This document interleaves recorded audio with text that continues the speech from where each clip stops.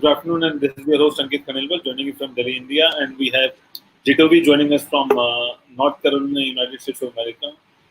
Good afternoon, Jitovi. How are you doing? Doing pretty good. Doing pretty good. Trying to enjoy the nice, cloudy, chilly weather because in North Carolina here we've gone from summer to winter to summer to spring to summer to now. We're trying to figure out what this weather is. This is another odd switch. So that reminds me a concept. Can we have a game which changes once we have different weather? So the game environment changes automatically. So there are games that actually have the dynamic weather simulation that happens in the game, but not with the weather that happens outside. I think what happened, they have it to where it changes with your time zone. They've done that, but yeah. The tough part is that time has to go so fast in a game in comparison to real life. So that's wonderful. And Jitovi, we have on our show, we have a special guest, John Witty, joining us today. Hello, Hi, John. good morning. Good morning, John. How are you? Pretty good yourself. Good. Thank you for your time. I appreciate being here. It's a luxury. Wonderful. So, John, can you tell us about yourself, what you do, and where are you from to all our viewers? Yeah, we're out in San Francisco, California. We have a game called Versus Game, and it's a prediction game. You're talking about the weather, so I want to put out there. It's actually a prediction game where you get rewarded if you're right. So we're basically letting people predict the outcome of their favorite brands, celebrities, TV shows, songs, even the weather, for cash prizes, or they can play for fun or for cool prizes. We launched in January of 2019, so about a year and a half, and we have over 3 million monthly active users, and we've given away over $10 million in rewards. So really excited. Oh, that's wow. Wonderful. Oh, wow. And also we have Mark Lee joining us from Raleigh, North Carolina. Good afternoon, Mark. How are you doing? Doing good. How about everybody else? Everybody's having a good time in here, talking gaming. That's a wonderful thing. Well, we do. So, John, can you tell us more about your game thing, the prediction one? What is it all about, and what kind of users are playing that game? Is it only available in US, or is it available outside US as well? It's available outside of the US as well. So US has the most players, and India has the second most players, actually. It's growing rapidly, so fast. And we're working with some cricketers too, some professional cricketers, some ex-cricketers for all these games coming up.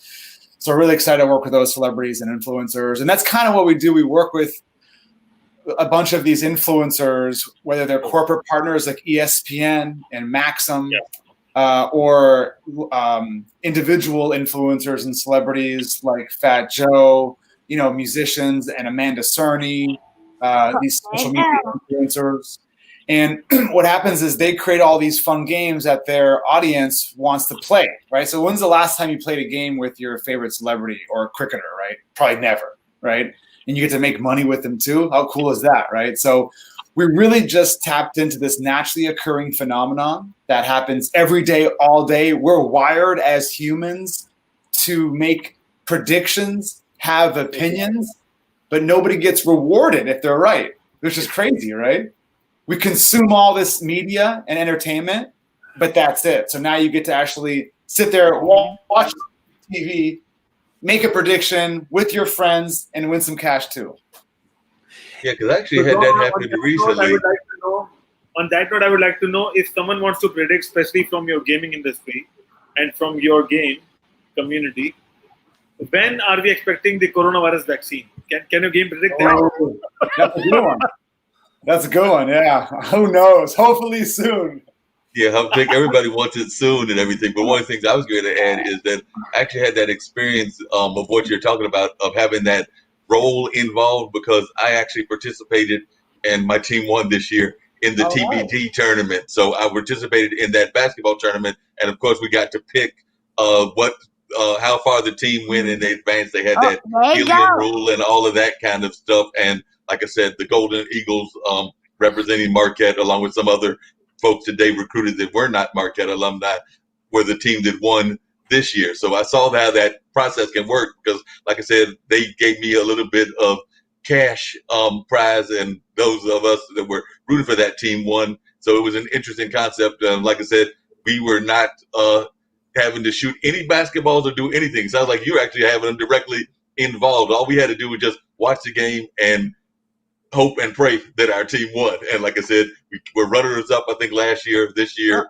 we won. So like I said, then they put some money. Actually, I still got to talk to them about that because I did a little bit of misadjusting in where the money was supposed to go because it's supposed to go to one Cash App account. And I think that I put in the wrong information. So I've got to go back and correct that so I can get that $75 because I need it now. Mark, you got to keep track of your money.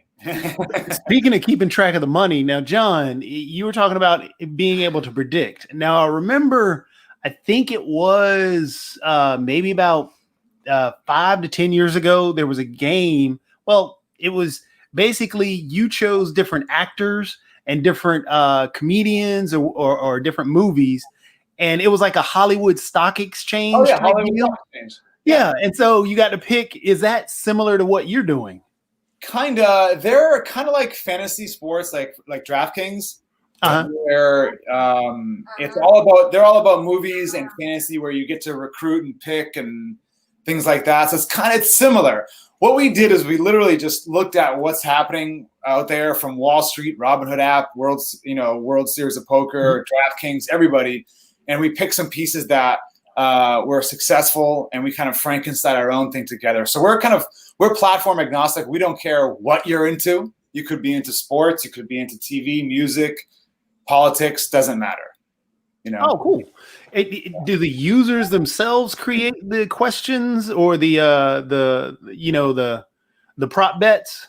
So up until last week, no, we have patent pending machine learning technology that creates all these games in an automated fashion, except the ones we do with these celebrities and influencers. Okay. As of last week, anybody in the world can now go and create and host their own games, and they get paid when people play their games now.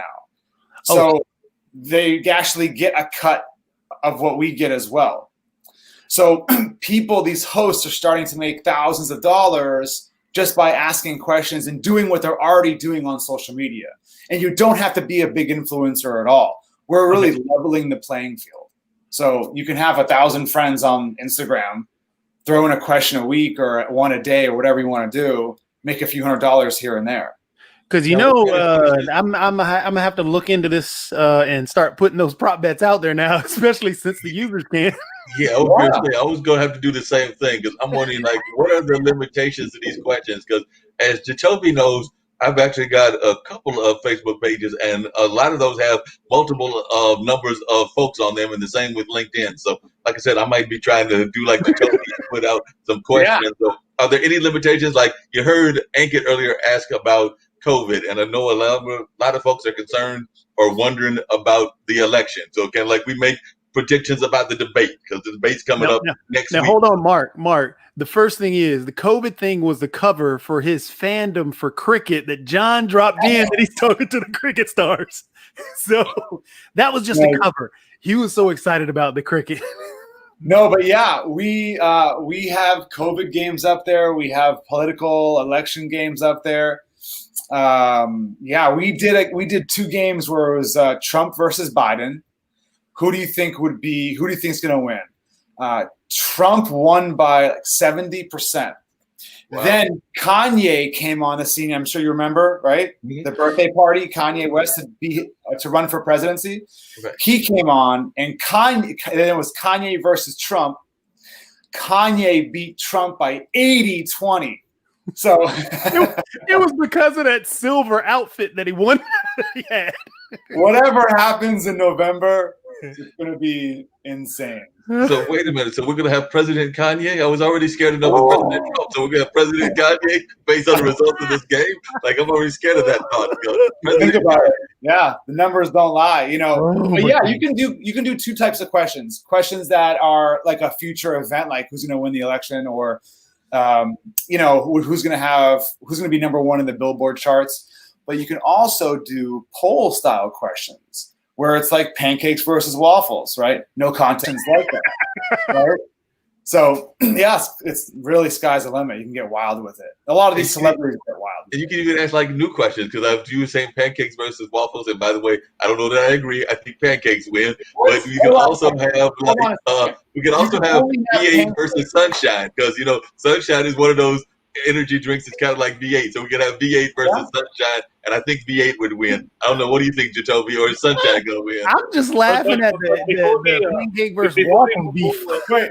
Mark, I gotta hear why you think pancakes win over waffles. Why? Well, I'll tell pancakes. Well, one is what you put on pancakes, and it tastes better to me when you got that maple syrup on the pancake. So, and definitely, I don't think we have waffles in the dollar store. I know we got pancakes in the dollar store, and they're a sponsor of IBM.TV. Before we move and discussing about the gaming thing, we have two more guests joining us. We have Julian joining us from Canada, and we have our special guest, Sasha Star, also joining us from Canada. Welcome to Gamer 10 on Thursday at 1 p.m. EST. Okay, Sasha, Julian, you guys have to put your vote in. We have a beef between waffles and pancakes right now happening. Contest. Now, Sasha, it's on you. Is it pancakes or is it waffles? Depends which pancakes and which waffles.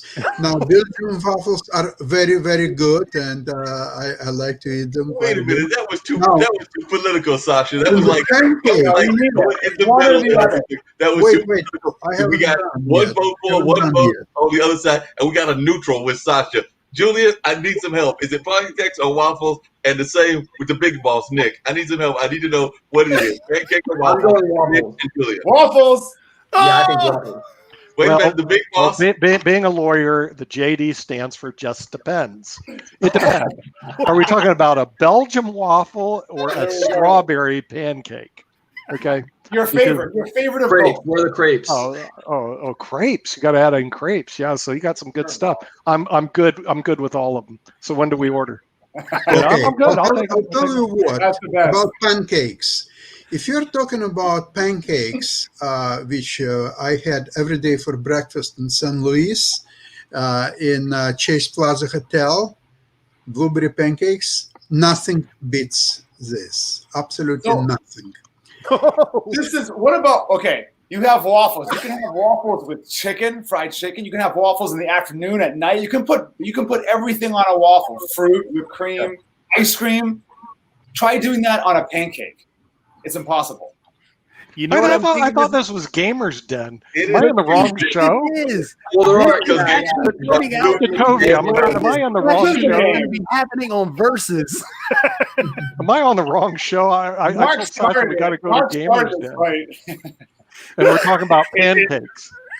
So we are discussing about games with the. But I can actually understand what you're talking about, and then we're going to get back to the gaming because there is a very popular store that I know Jacoby knows, and there's actually two of them, one in Raleigh and one in Durham. And I will agree with you that they do put chicken on the waffles, and everybody comes migrating to get that chicken and waffles. So definitely, I know Dames does that, and I think it's Beasley's is the one in Raleigh. So yes, that combination does work, but I also know some folks that don't like it for exactly that reason because they don't want the chicken, that big chicken piece on their waffle. But I'll give you that. I'll take it. Well, I got something from Julian. Is everyone familiar with Microsoft acquiring Bethesda and Zenimax? Yep. Yeah. Everybody but me. I didn't know that. That is the big thing happening in the video game world right now because of the PS5 and the Xbox Series X battle. Yeah, that's really the main reason that's happened. Really? I wonder what they're asking for it. I mean, what's the cost? Are they going for on that one? 7.5 billion, if I remember. My Lord, Jacoby, you guys are talking in billions for video games cheap in the gaming world. Gosh, I was thinking now we're talking about a way that you can make money on his video game platform. So I actually came in late, but why don't you share this game platform so that Nicholas can learn that he can make all this money? Making money. Okay, I'm all in. All in. I didn't do that. They got my attention. Forget Microsoft. But you would give us a little bit of background as to the game platform and the different ways you can do it. Because he was even saying that they had a prediction on one of their games because of the polling question about Trump versus Biden, and unfortunately, Trump won in a landslide. So I'm already scared based on the game. But tell us about the platform again. So those that have joined, including myself, that came in a little bit late, and then we've got Julian and Sasha on. So, like I said, apologize for coming in late, but I was in another meeting earlier, so I apologize for that. But if you'll just give us a little Mark, bit no need of... to apologize.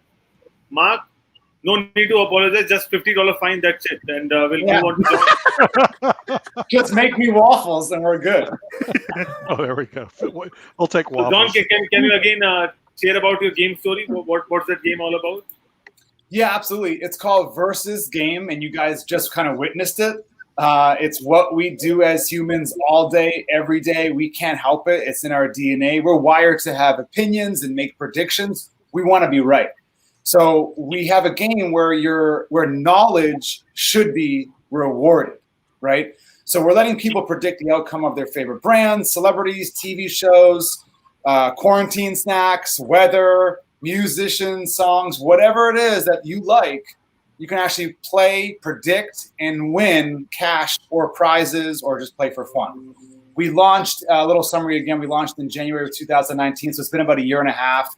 Have over 3 million monthly active users, and we gave over $10 million away in rewards. So, yeah, we have all kinds of two types of games. One game where it's off of a future event, which could be like the which song will be number one on Spotify in the US or not Netflix top 10, or these fun poll questions where it's like pancakes versus waffles, or who do you think should be a better president, like Trump versus Kanye West, right?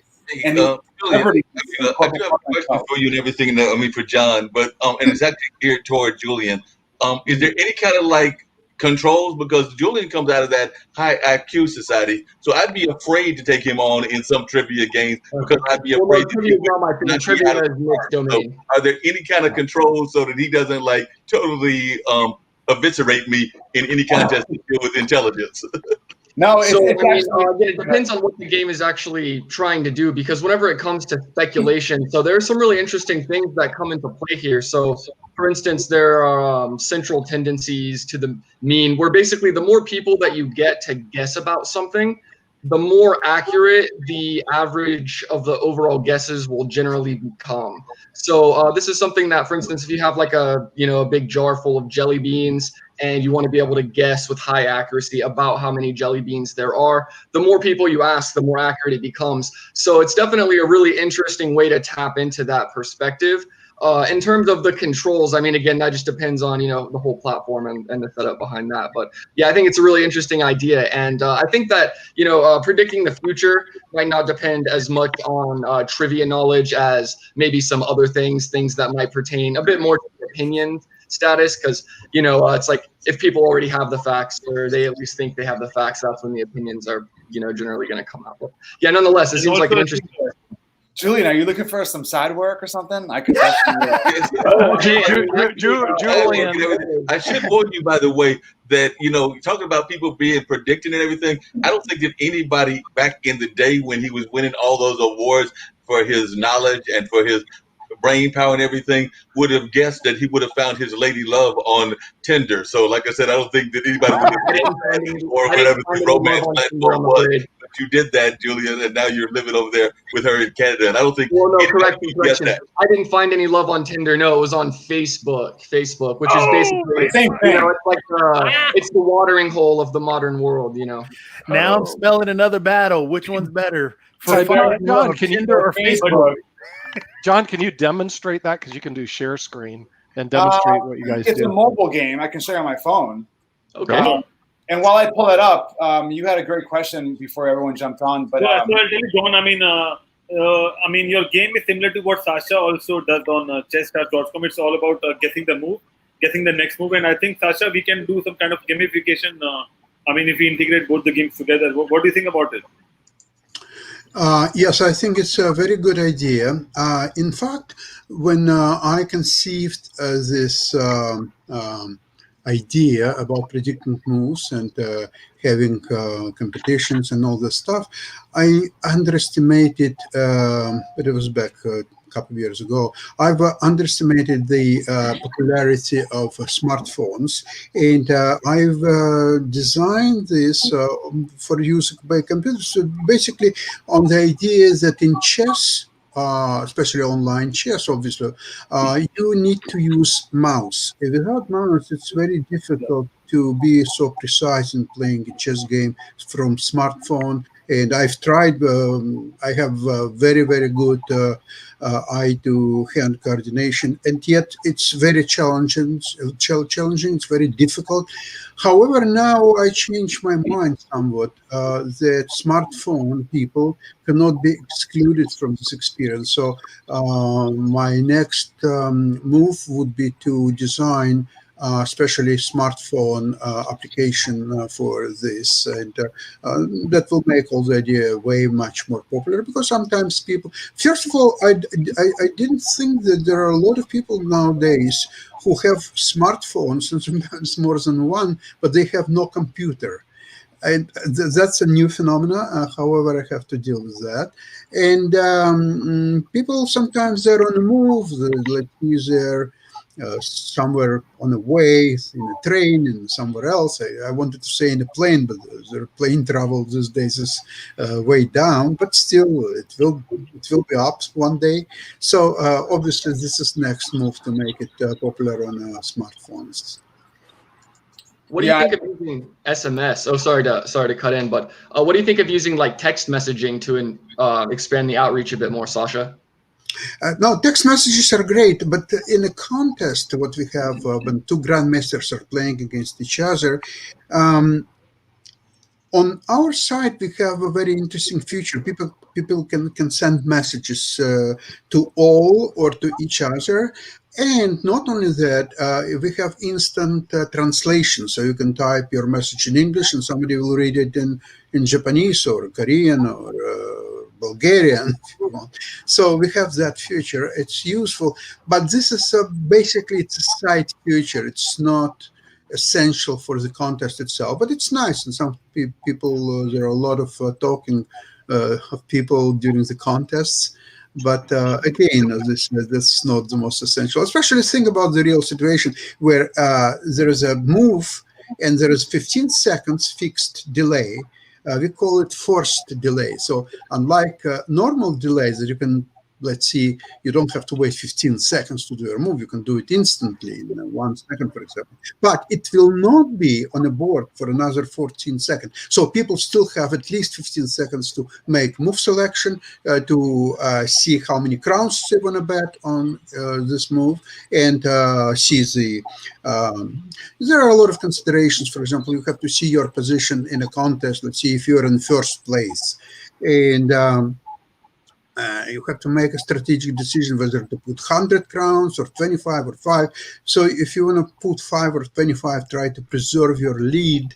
But then other people who are behind you, and they can see all the time. Let's say you have, say, 4,000 crowns, and somebody else has 3,800 crowns, right? So he'll obviously put 100 crowns and move. And if he's right, he can win several hundred crowns and become a leader. So it's a very psychological game in its way. How many crowns you want to put in each move? What's your position, and so on. So there's not so much time for messages at that point. You have to be very concentrated on which move to select and how many crowns to put in each move.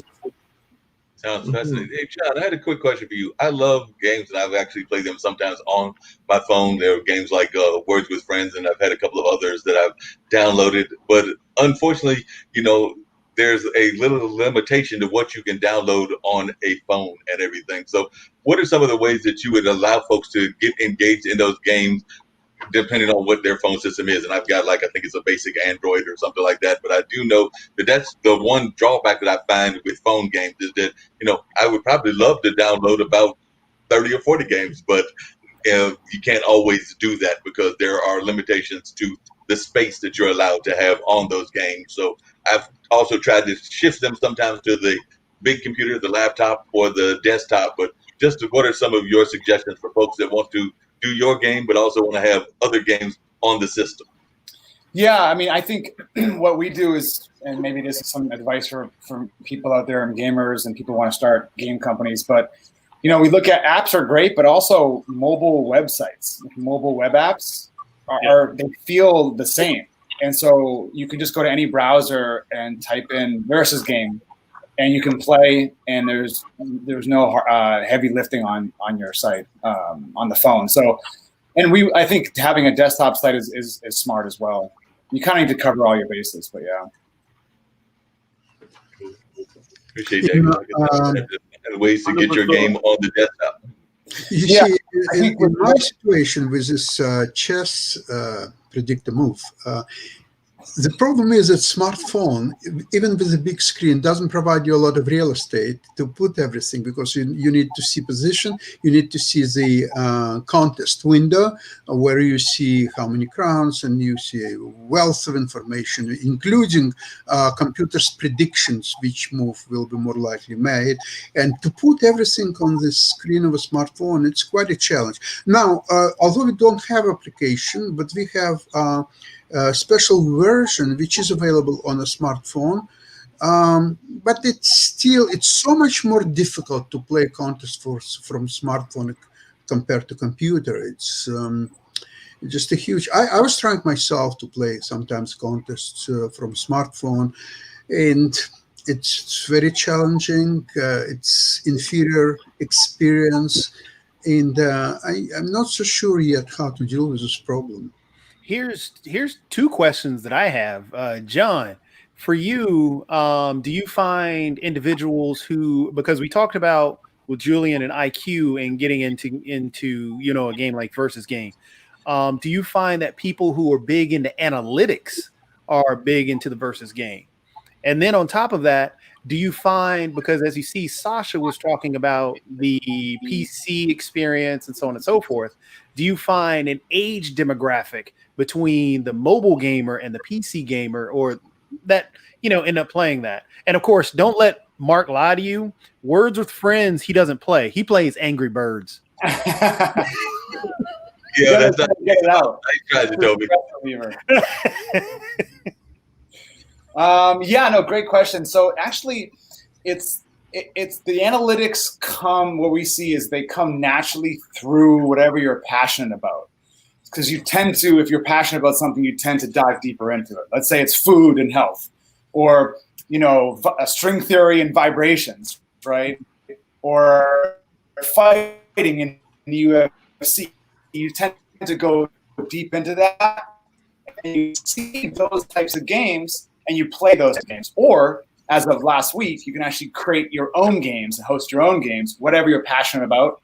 And then if I am passionate about food and health, let's say, I just talked about pancakes and waffles, so probably not. But then I would go and talk to my friends, invite my circle of friends, get like immediately interested in that. I know who's going to be interested in that, and who's going to be interested in comic books and Marvel movies, right? So become hyper relevant.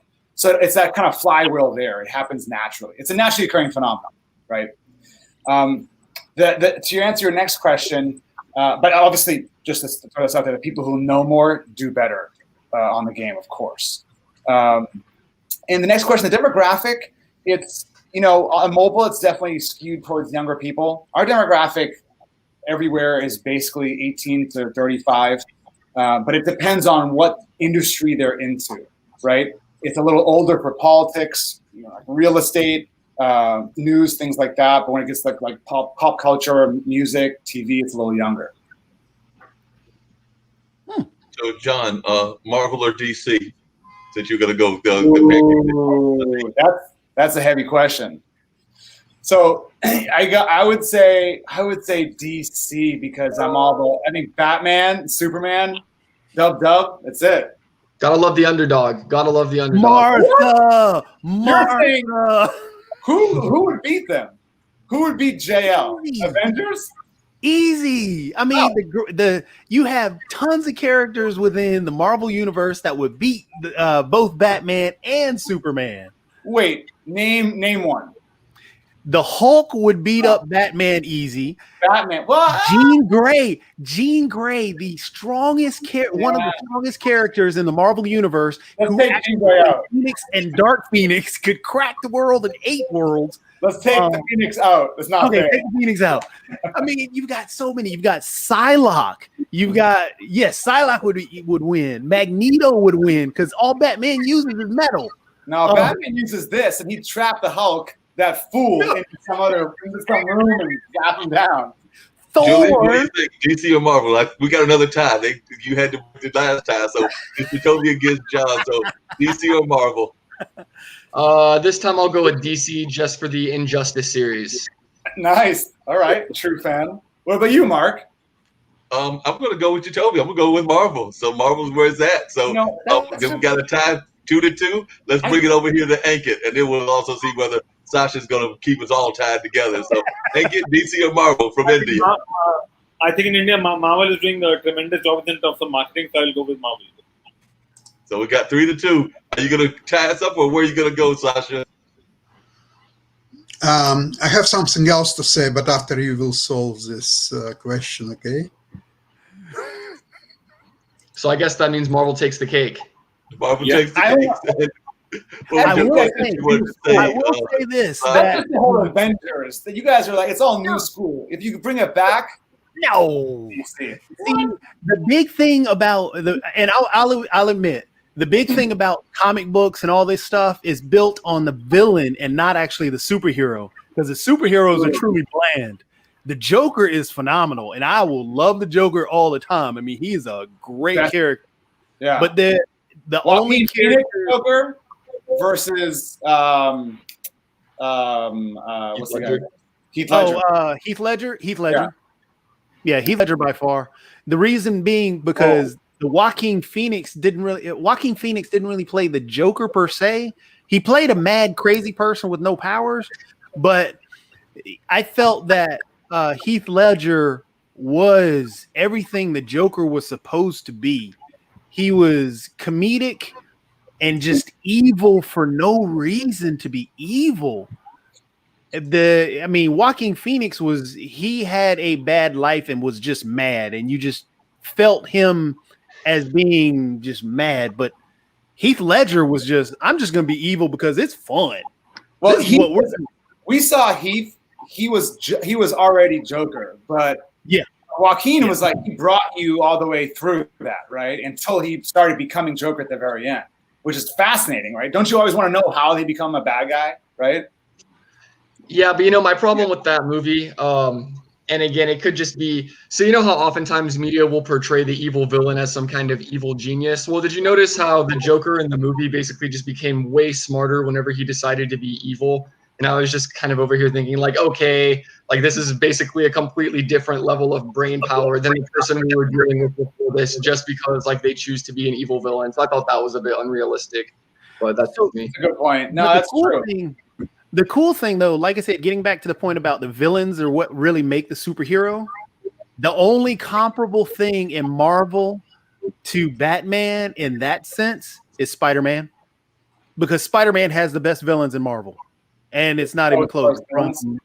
The Sinister Six is the greatest set of super villains to ever really happen. I mean, Magneto is bland, but no, you got, from Craven to Doc Ock is, just an icon. That's why, I'm bigger on Marvel than I am really on DC, because outside. Quick point. I got one for all of y'all, and this ought to be interesting and everything. And Sasha can even relate to this. Let's go, since we're talking villains and everything, and we got 3 choices. Let's go Catwoman, Eartha Kitt, Michelle Pfeiffer, or Halle Berry. No contest. Have you seen Michelle Pfeiffer drips Catwoman? She is insane and turns. You can't beat her. What do you think, Toby? I'll go with a tie between Michelle Pfeiffer and Eartha Kitt. Halle Berry wasn't really Catwoman. Halle Berry was just a person in a cat suit. Yeah. So, I'm going to go with Eartha. I thought Eartha was just really amazing, and of course, that puts my age and everything. But I'll give you. So definitely, I thought that she was an amazing Catwoman. So I'm gonna go with Sasha and Julian. What do you think? Eartha Kitt, Halle Berry, Michelle Pfeiffer. So I've only seen the Halle Berry one, unfortunately, so I'll have to give her the vote. Oh, that was the worst. What you're doing tonight. I'm going to change your word. Go see Batman with Michelle Pfeiffer. I'll change it. Okay, I'll do that. Sasha, what do you think? Michelle? Going with Michelle. All right. Ankit? I think She's a great actress anyway. Yeah. That's what I'm saying. I mean, all were good actors, so it depends on what kind of movie you're watching at what time. But basically, the series were amazing, and people follow all the series. That's why they remember the villains. So I think credit goes to the team, basically. And that's why people around the world talking about that, that series is not just about US. So that means there is something which keeps them in the memory. So credit goes to all the team, basically. And then I think we should move down and talk to John about the game. John, you have the game ready? Because we have... sure. Screen. Yeah, here it is on my phone, which you'll see. Yeah. You guys see it? Yes. Yeah, we can see. So there's questions here. And it's basically top 5 or top 10 on the Billboard Top 100, right? On Wednesday. So this is next week. So then basically I see some I can click out to some stats and I'll say top 5. And I'm going to play for free or for 200 coins. Okay. And then now it tries to go out and find my match. So this is kind of like Tinder, where the machine has to go out and find my match. But in this game, your match is your opponent. And I get to share it and play from here.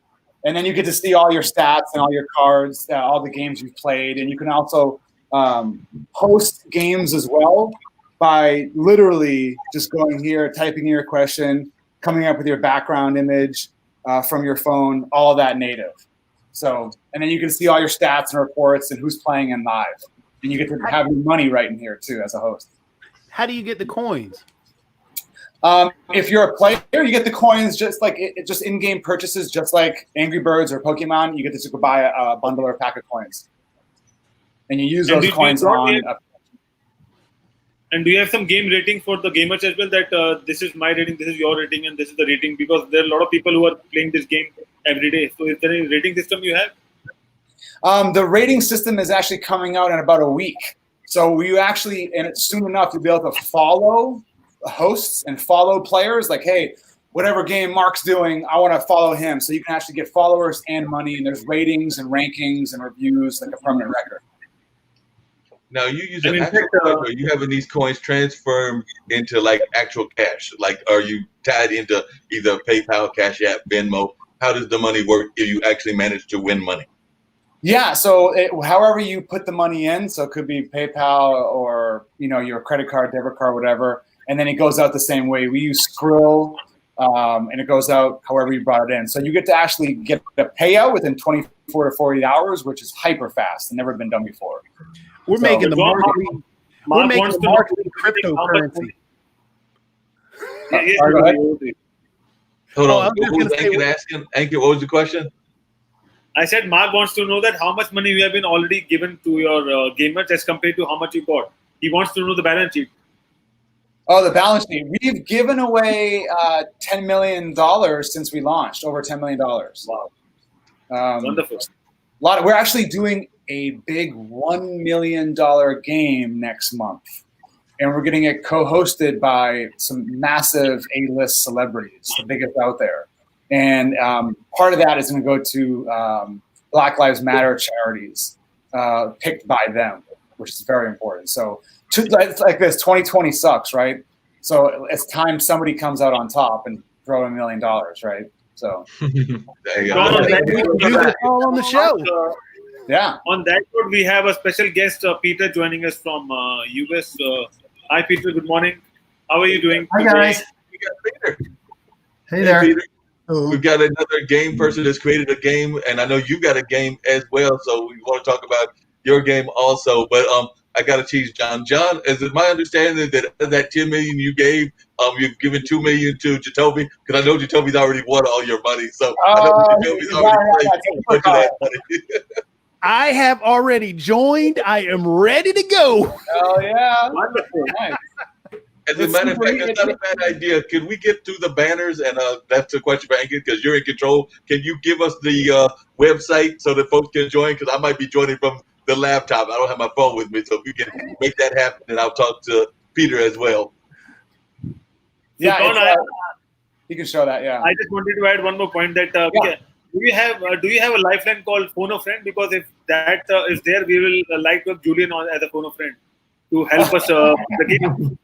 No, you can play with friends, and you can pick a friend to play against, and I wouldn't probably want to go against Julian. Oh, hey, well, you never know. But nonetheless, so I was wondering, what do you guys do to make sure that nobody can find answers to things online? Yeah, so everything is a future prediction, so it's impossible to go and find that information. We show historical stats to help you make your decision. Got you. That's so interesting.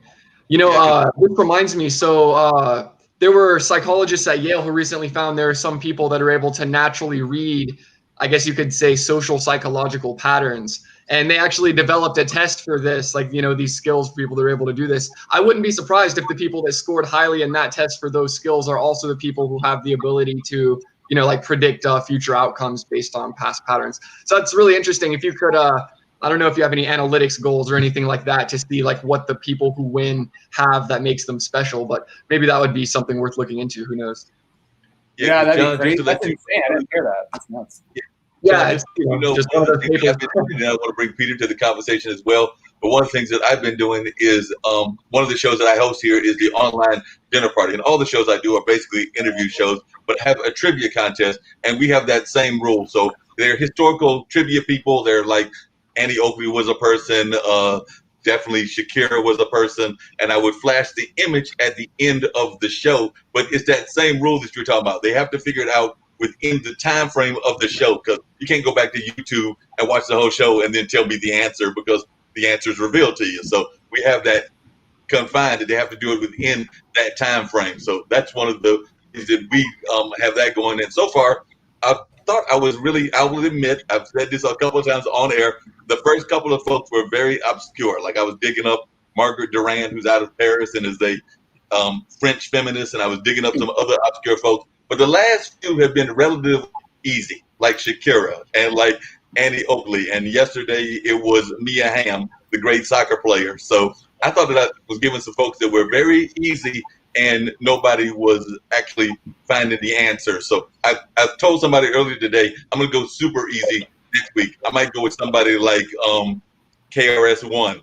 or Public Enemy or even Michael Jackson or Prince. I'm figuring that those are going to be real easy to folks to figure out because I thought I was giving them easy clues with Annie Oakley, but nobody could figure that out. So definitely, Peter, glad that you're here. You're representing both video games and board games, and you do all kinds of amazing things as well. So glad that you have joined us here in the conversation. You also appeared on Peace Day, so I want to thank you and Jatovi, as well as I'm sure Anchor would do the same thing for appearing with us on International Day of Peace on Monday.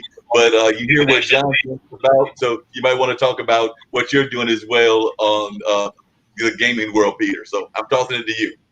Well, I got a couple things. There is a Kickstarter that I'm pretty excited about. It is a local indie developer in our Northern California area, and they have made a game called One Lonely Outpost, and it's got 5 more days to go on Kickstarter, and they actually got funded, which is pretty amazing because video games on Kickstarter had been kind of a struggle, and a lot of them hadn't been working out. And these guys got funded earlier in the week, and they still have 5 more days to go. So that's really amazing news. The game is really far along, and I think that helped a lot with the Kickstarter is to have a game that, hey, One Lonely Outpost, beautiful. Have a game that is mostly done before you put it on Kickstarter, and you're just looking for finishing money, so people can look at it and say, oh, I think this game may actually get completed. I'm not sure if we can watch the video there or at least part of it. It's really nice. Beautiful piece.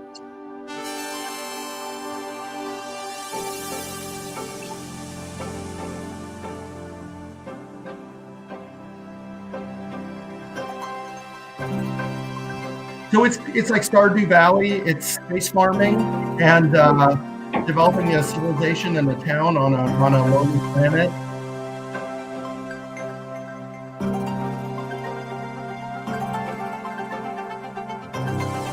This is our future. A lonely planet. Trying to figure it out. It looks like Mars. What platforms is it going to be on? I think it's PC. If you scroll down in the Kickstarter after the thing, you'll see all the platforms. I'm pretty sure it's a PC game. I backed it, so I expect to play it on my PC. I'm not sure how many other platforms they're supporting now.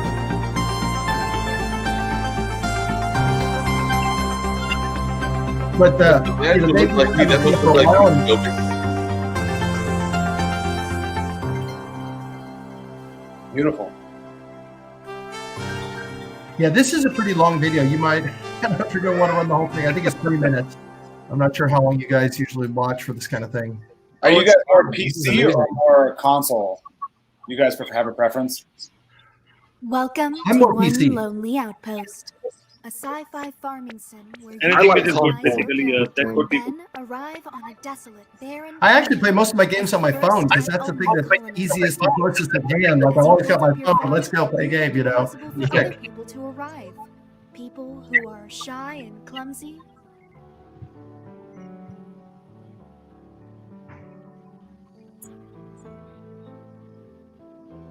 People who are fun and quirky. So is it going to be an And MMO at all? weird dudes. You know, I don't think this is. I haven't actually seen the game. I've only met the guys and watched their videos. You'll find But I someone think in it's the a lot shadow about journey. the crop farming and building and terrain building and all that. Is never easy, not even in the future. You do collect a cast of characters to grow your population of your town, and I think they all have different interactive things you can learn from them and things they can change the dynamic of the game from. Oh, wow. You also have choices to make. So we can actually be in the middle of a severe windstorm or in the middle of some of the other crazy weather.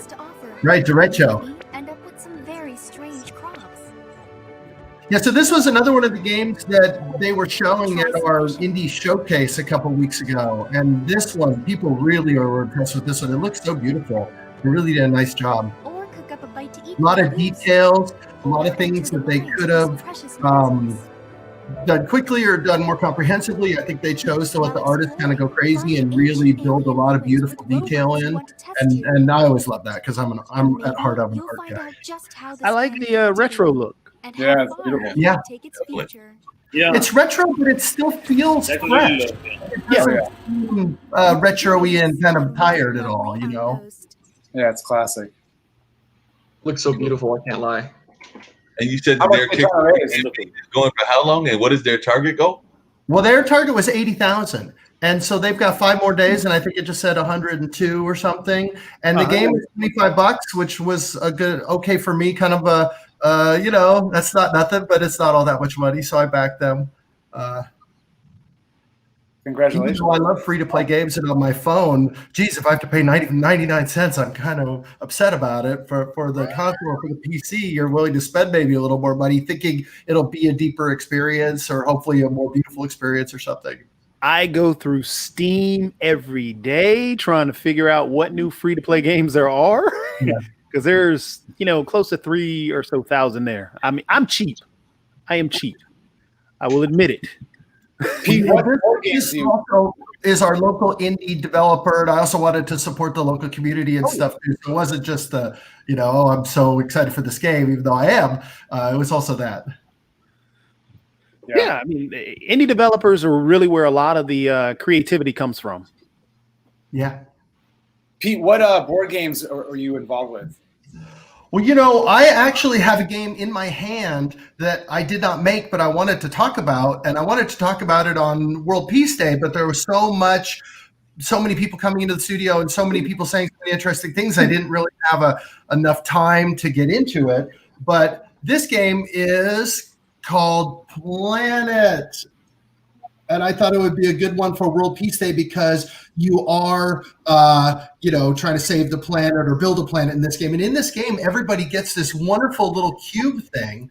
and you build your planet on this. So I've got some different terrain types I can build.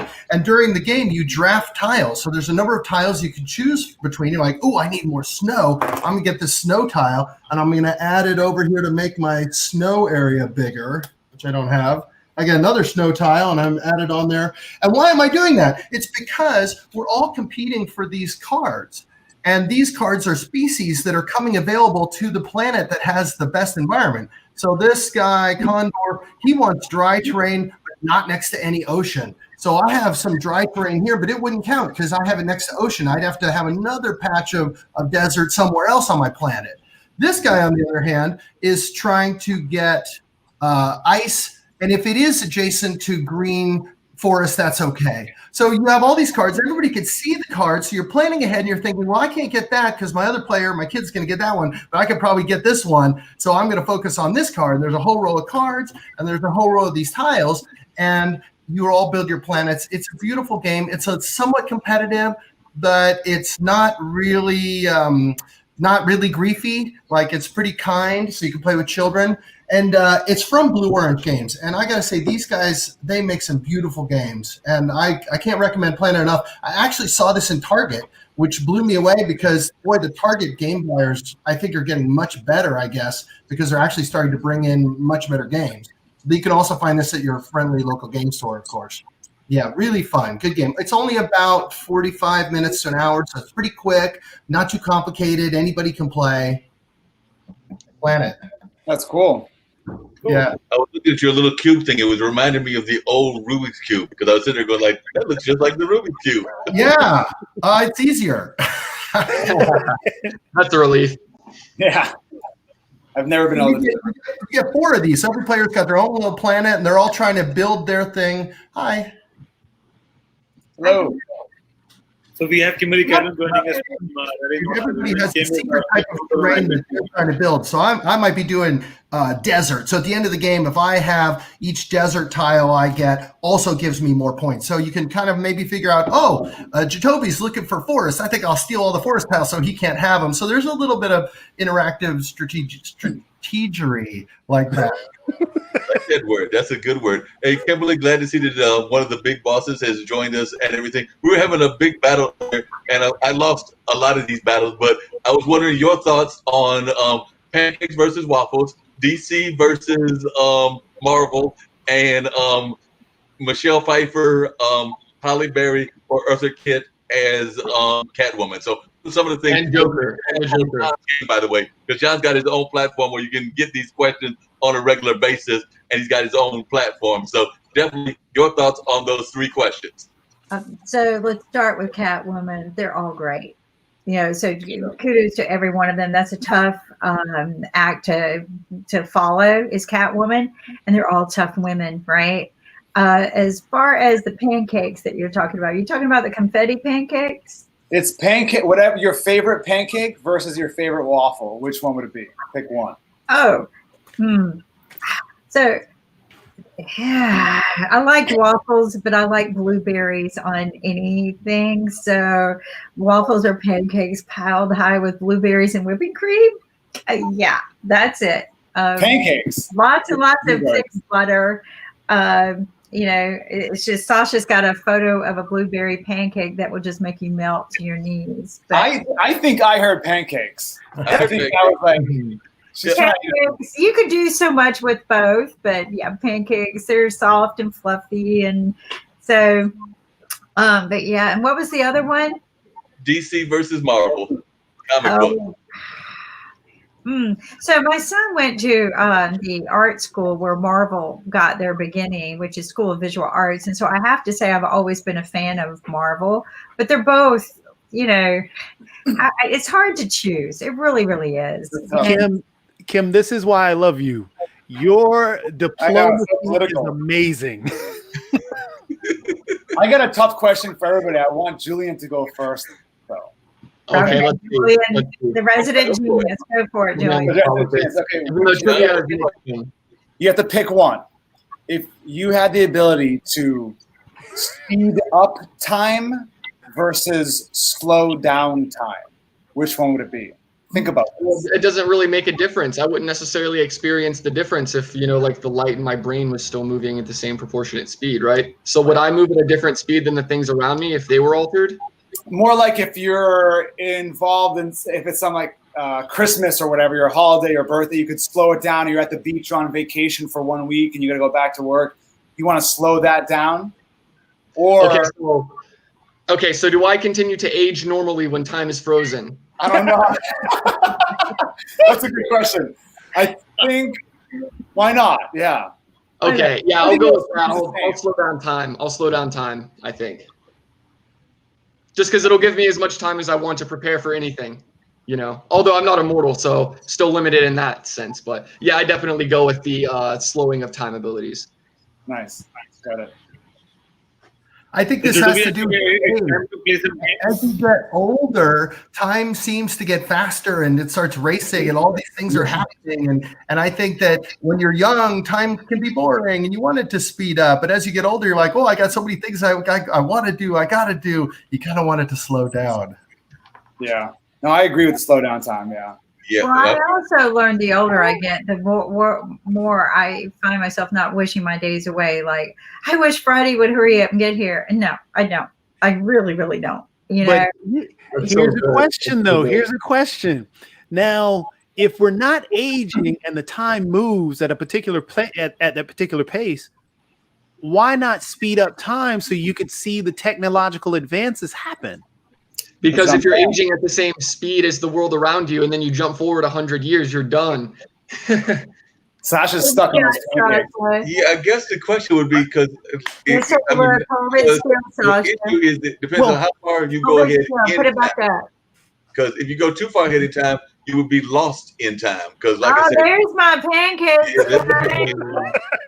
Because I'm telling you, there's my pancakes. That's making me hungry. So Sasha's trying to torture me. But come back to John's question, because this has been the theme of many a great movie, is if you go too far ahead of time, and that's kind of like those time freezing movies and everything, then you're lost when you come into that new time. So like I said, imagine if you were in the 21st century, but you were coming from the 1700s. Then you would have all of that crazy knowledge from the 1700s, and you see all this modern technology, and you would be totally lost. So right, or if you're like in an uncomfortable situation, right, or if you're having a bad situation, you just want to speed it up, right? There's a lot; it can go both ways there, So, one question that when we're talking about slowing down time, I always think about speeding tickets, right? So you're flying down the road accidents, and I'm gonna say something I know I'm gonna regret tomorrow, but a long I love this. I had a really, really flashy sports car a long time ago, and I was not flying down the road. I was actually going with the traffic, heading out of town on a Friday to meet my family. But probably going a little bit above, but with the traffic, he pulls me over above all the other cars. And I asked him, I said, I was just going with the traffic. And he didn't say anything. So I finally copped this one. I was just trying to make up time. Yep. And he didn't give me a ticket. Oh, really? I lost some time. I was just trying to make up time. And he bought He goes, I've heard them all. He goes, I've heard them all. So come over sports cars. That's like it's honest. Yeah, it's honest, So at the end of the day, it's like that sometimes. It all just depends on the police officer. Sometimes they'll just wait at the bottom of a hill so that, whenever you come down it moving too quickly, you have to ride your brakes. Otherwise, they're going to be on the prowl, which is always funny. Well, he was honest with me. He told me the only reason why he pulled over my car was it looked fast sitting still. And he said, I would really love to take that out on an empty road one day. And it was a smart car. What kind of car was it? It was a Dodge Daytona Turbo Z. Nice. 5 on the floor. It was awesome. Yeah, it was definitely probably the hottest car of its time, but not my favorite sports car. My favorite is a Mustang. But, you know what that reminds me of? So the thing about so basically this comes to show you don't actually move across time without also moving across space. So we kind of have to think about that as well because, and it's like a car, of course, does that and there's time dilation and all that. But imagine if you jump into the future, but you're still in the same spot. So the Earth is somewhere else around the sun spinning and you're just floating in space. or something like that. It's almost like what would happen during the in-between time if you were just to jump forward. Would you just have like an actual location that you go to, or do you stay in the same place and just move through time and then you just don't age, or do you even age as you're moving through time in that place?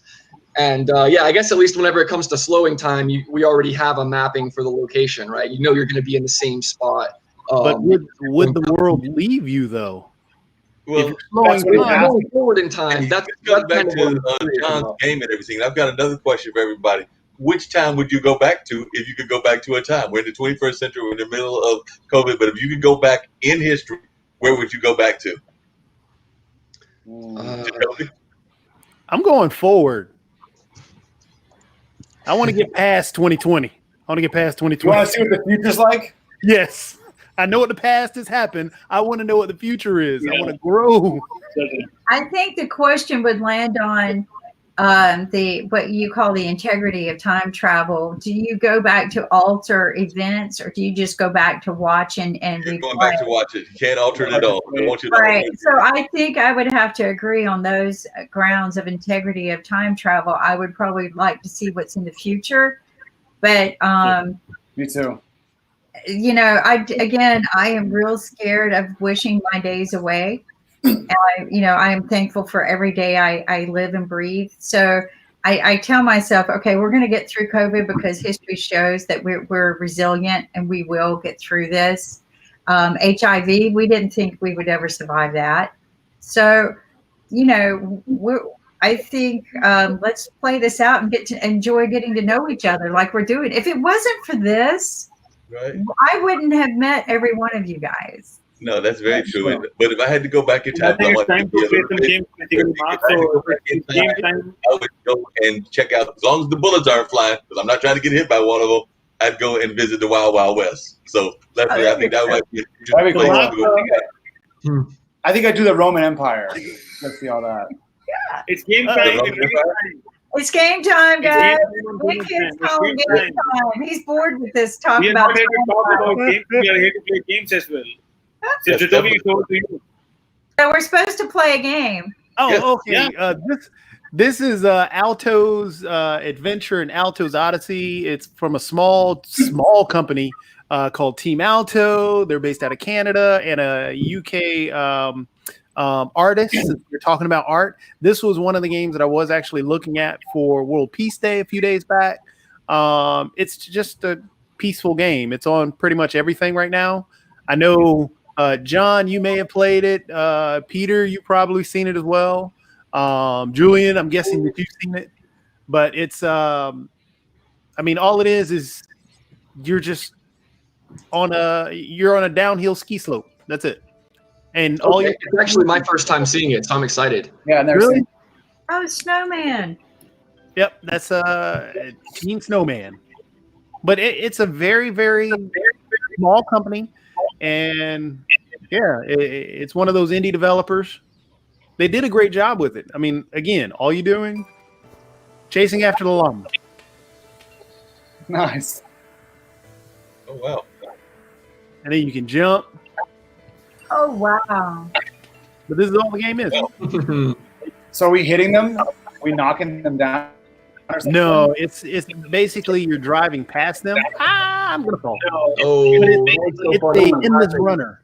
The agony of defeat. Yep. So it'll tell you how far you've traveled, the tricks that you've done, the coins that you've collected, the llamas that you've collected, and basically by collecting the llama, all you're doing is going past them close. That's it. Nice. The I chasm. didn't know llamas were in the snow. I thought those were deer. Llamas are such a trope nowadays, it seems. They're also in like Fortnite, and are there any others? So it's been in Fortnite for a long time. But yeah, there's Llama Llama, the bedtime story. Yeah, I did not mean to hit that. You just got wrecked again. So while we're looking this over, I do want to bring up this the recent news in the gaming industry, although I guess it's not directly related to this, but we can still discuss both and switch back and forth because maybe the concepts will be relevant in some ways. So how do you guys feel about Microsoft acquiring Bethesda and other games like this? Do you guys think that it's Bethesda selling out in a bad way, or do you think that they're actually just going to create the best game ever now as a result of being acquired by Microsoft. I don't know if Microsoft can. I mean, the only thing Microsoft's done well on the consumer side is Xbox, right? I don't know if they really know consumer that well. So it's kind of dangerous. I think it's a good move, but I don't know how amazing and dope and relevant they can make it. You know, I think Microsoft is looking for a place to pivot. I really wouldn't be too eager to have them because, you know, my Microsoft computer continuously does updates right in the middle of my presentation and won't let me do anything. You can imagine being a gamer and then it goes, ooh, I wanted to update now. No offense to Microsoft. The Xbox, you know, I had boys. I had plenty of games throughout the year. Game Boy, I can't name them all. PS, whatever's. So, and I actually, you know, back in my day when, you know, computers were with punch cards, right?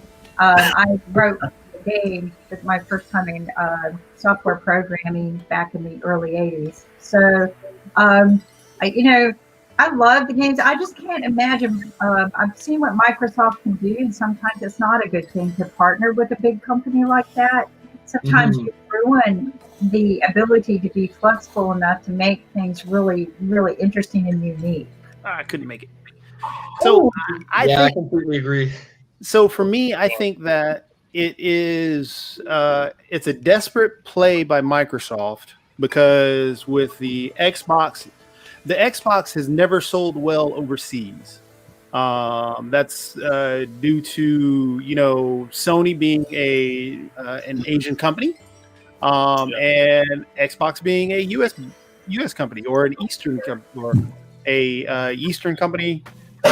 So it's not regional in that area of the world. So it's not being supported the way the PS4 is supported, or the PlayStation products are supported. And then on top of that, so what Microsoft wanted to do is attack Sony with the whole exclusivity stuff. Sony has a ton of great exclusive games because of the Japanese developers that develop for Sony. You've got all the Asian market taken care of with, you know, the what's that, Final Fantasy stuff, all the way to all the way. I mean, just a bunch of different Japanese RPGs go to the PlayStation before they go to the Xbox, even if they ever come to the Xbox. So you just have a huge chasm of exclusive games that are on the PlayStation, but nothing really major on the Xbox. And then on top of that, I think it's a big play for Bethesda because Bethesda was struggling because of what happened with the whole Fallout 76 debacle. They were struggling because everybody hated Fallout 76. It was such a poorly done game in comparison to what they've done in the past. So Bethesda needed help. Microsoft needed some type of help, but Microsoft really has no proven track record, as John pointed out, of really taking these developers and really, you know, nurturing them, giving them what they need, and creating a game like Spider-Man with Insomniac Games. So I'd put that question on Versus. Will Bethesda be around in 2 years? My guess is no. I think it's going to get broken apart, and those games are going to be shipped out to different parts of Microsoft, just because that's the way Microsoft works. That's how they do it. I got a question here for business marketing. You know, India, they have about 4.3 billion people, or 1.3 billion. What games and systems do you prefer in India? So if I talk about the gaming industry, it's biggest because as John said, a lot of people play John's game as well in India. And when you talk about Fortnite and PUBG and all those stuff, I mean, if you talk about any big game, chunk of the users are coming from India because of the gaming industry they have. But when Jetovi said it about Microsoft, I think what happened is that the companies are consolidating with their strategies and players. And according to my study, there are like 4 or 5 big companies, and then there are independent developers. So they're just trying to consolidate and grouping together and making it a powerful tool, so that they are creating a gaming ecosystem which helps them to play a game within the ecosystem. That's what's happening. I mean, if you have an Apple phone, you won't be able to play games from Android and stuff like that. So I think they are working on something like that, which consolidate users based on their experiences. And India is one of the biggest gaming market. I mean, we play all sorts of games, but apart from the international games, we have a local games as well. And as Jetovi knows, cricket is one of the biggest games in India, which plays on mobile phone as well. So is chess and football and other games. So I think gaming is industry is growing like anything, but I think still the infrastructure and the what I can say, we can't say it's an industry as of now because it's not policy made and there is no organization or stuff like that. But eventually, it will be a proper industry with full-fledged players working around. And I had a quick question for John and Peter, because I agree with what Kim was asking in terms of a business standpoint and everything. And I know in the film industry and the music industry, a lot of people like to go independent versus going with the big boys. So as folks that are involved in the game world, where is y'all's feeling of that? Would you rather be an independent, or would you rather try to get a contract with one of the big players in the game? You want to go first? Sure. So, being an independent is fun in that you get to work on your own projects. What moves me today? What do I want to work on? And that's wonderful. Much harder to do working on somebody else's budget on their games. Then, of course, you're not really in charge, and you're working for somebody else. I've worked with some teams from South Asia, and we got some wonderful engineers and back-end developers. And when you're in that kind of larger scale game development environment with more money and bigger teams, you really do have a lot less control. And that's the real joy of the indie developer scene, is that, you can make a game like the one we're looking at right now. It's not really remarkable in a revolutionary concept, but it's beautifully executed. And it looks so nice just to watch that this to me seems like a small company indie kind of thing. It's like, well, we could do what we could do, but let's do it really great and see if we can't have our passion really show up on screen in a nice way. Yeah, so I guess question. If I didn't have to worry about money, indie. Yeah, I would do indie all the way. I mean, if it's amazing and you're passionate about it, you make it amazing. You'll get to be whatever size you want. You'll get to have many opportunities open for you. I think it just has to. It depends. It depends on what your goals are, but I think it's indie all the way. That's a good question. I find this more relaxing than some of those high def games. This is so beautiful. Yeah. But I think do we have an option where we can see from a different angle about this game? Maybe from the angle of the goggles of the skater. No, this is just a straight side scroller, endless runner. That's the type of game this is. So the only actual angle that you're ever going to get is that side scrolling angle of this character. Interesting. Style. So I have to jump and get ready for our next call, but I want to leave with one question. Since we're talking about Marvel, would you guys rather have the ability to fly or super strength? How heavy can I fly? We got one for fly. Fly too. I'm going flying. But is it hard to fly with something to carry things? How hard is it to carry things flying? I don't know. I've never done it. So they actually did this on Because Science, and I'm going with super strength. What did they say? Why? I mean, how are you going to deal with the altitude? So you've got to deal with the altitude. You've got to deal with what Jillian just pointed out about lifting things. So now you've got the weight to deal with. So yeah, I'm going with super strength. I think I would have to go with super strength as well, even though I would rather go with flight if the flight included something like super strength. But yeah, I would have to go. You can't combine it. I mean, if you would have asked the third one about a super brain, I would have taken the super brain. But then you can figure out anything. But Yeah. super strength could imply super jumping. Or super different. But I do. I love the idea of flying, right? But I think super strength is what I would would prefer. But I love the idea of flying. But That immune system, So, though, the super strength immune system. So far, it looks like No, super here's the strength funny one though. Here's looks like here's super strength is winning. Us Flyers are losing. What does Sasha and Peter have to say? Because they might help us with our team. Because right now it looks like super strength is winning. Pete said flying. Pete said flying. All right, so we got me, Sasha? Ankit, and Peter are flying. You, Kim, Jacoby, and Julian are super strength. Where were you at again, John?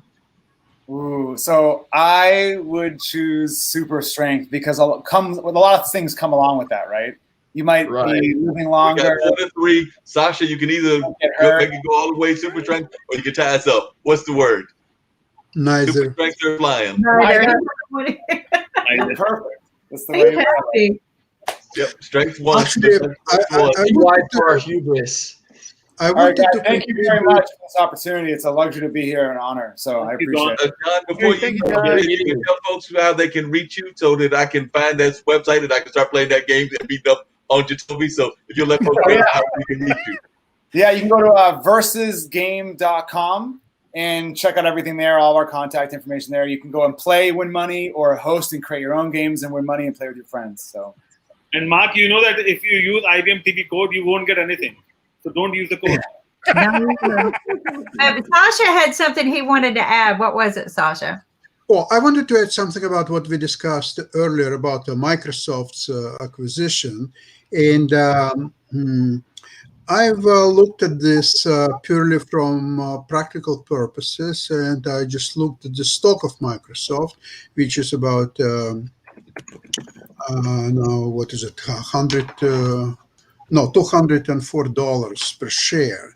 So I've looked at this as an opportunity. It went up today. And however, I played it safe. I've sold some options, puts, for expiring tomorrow, by the way. So it's a very bold move. But I feel sure enough about Microsoft. So I sold some puts and I bought much cheaper puts as a protection. And so this is my approach to Microsoft's acquisition. Somewhat unusual, That's but a good idea. but practical. Yeah, no, it's good. It's a valuable perspective when looking at the values of these business moves, right? Yes. And But I think also Sasha is keen to know that, with this venture, would that affect the share market? Is that, Sasha, what would you want to know? I wanted to add this that essentially all these games is some kind of a form of escapism because it's like you're living reality world and you're going into some kind of imaginary world, and you can enjoy yourself, and it's very pleasant.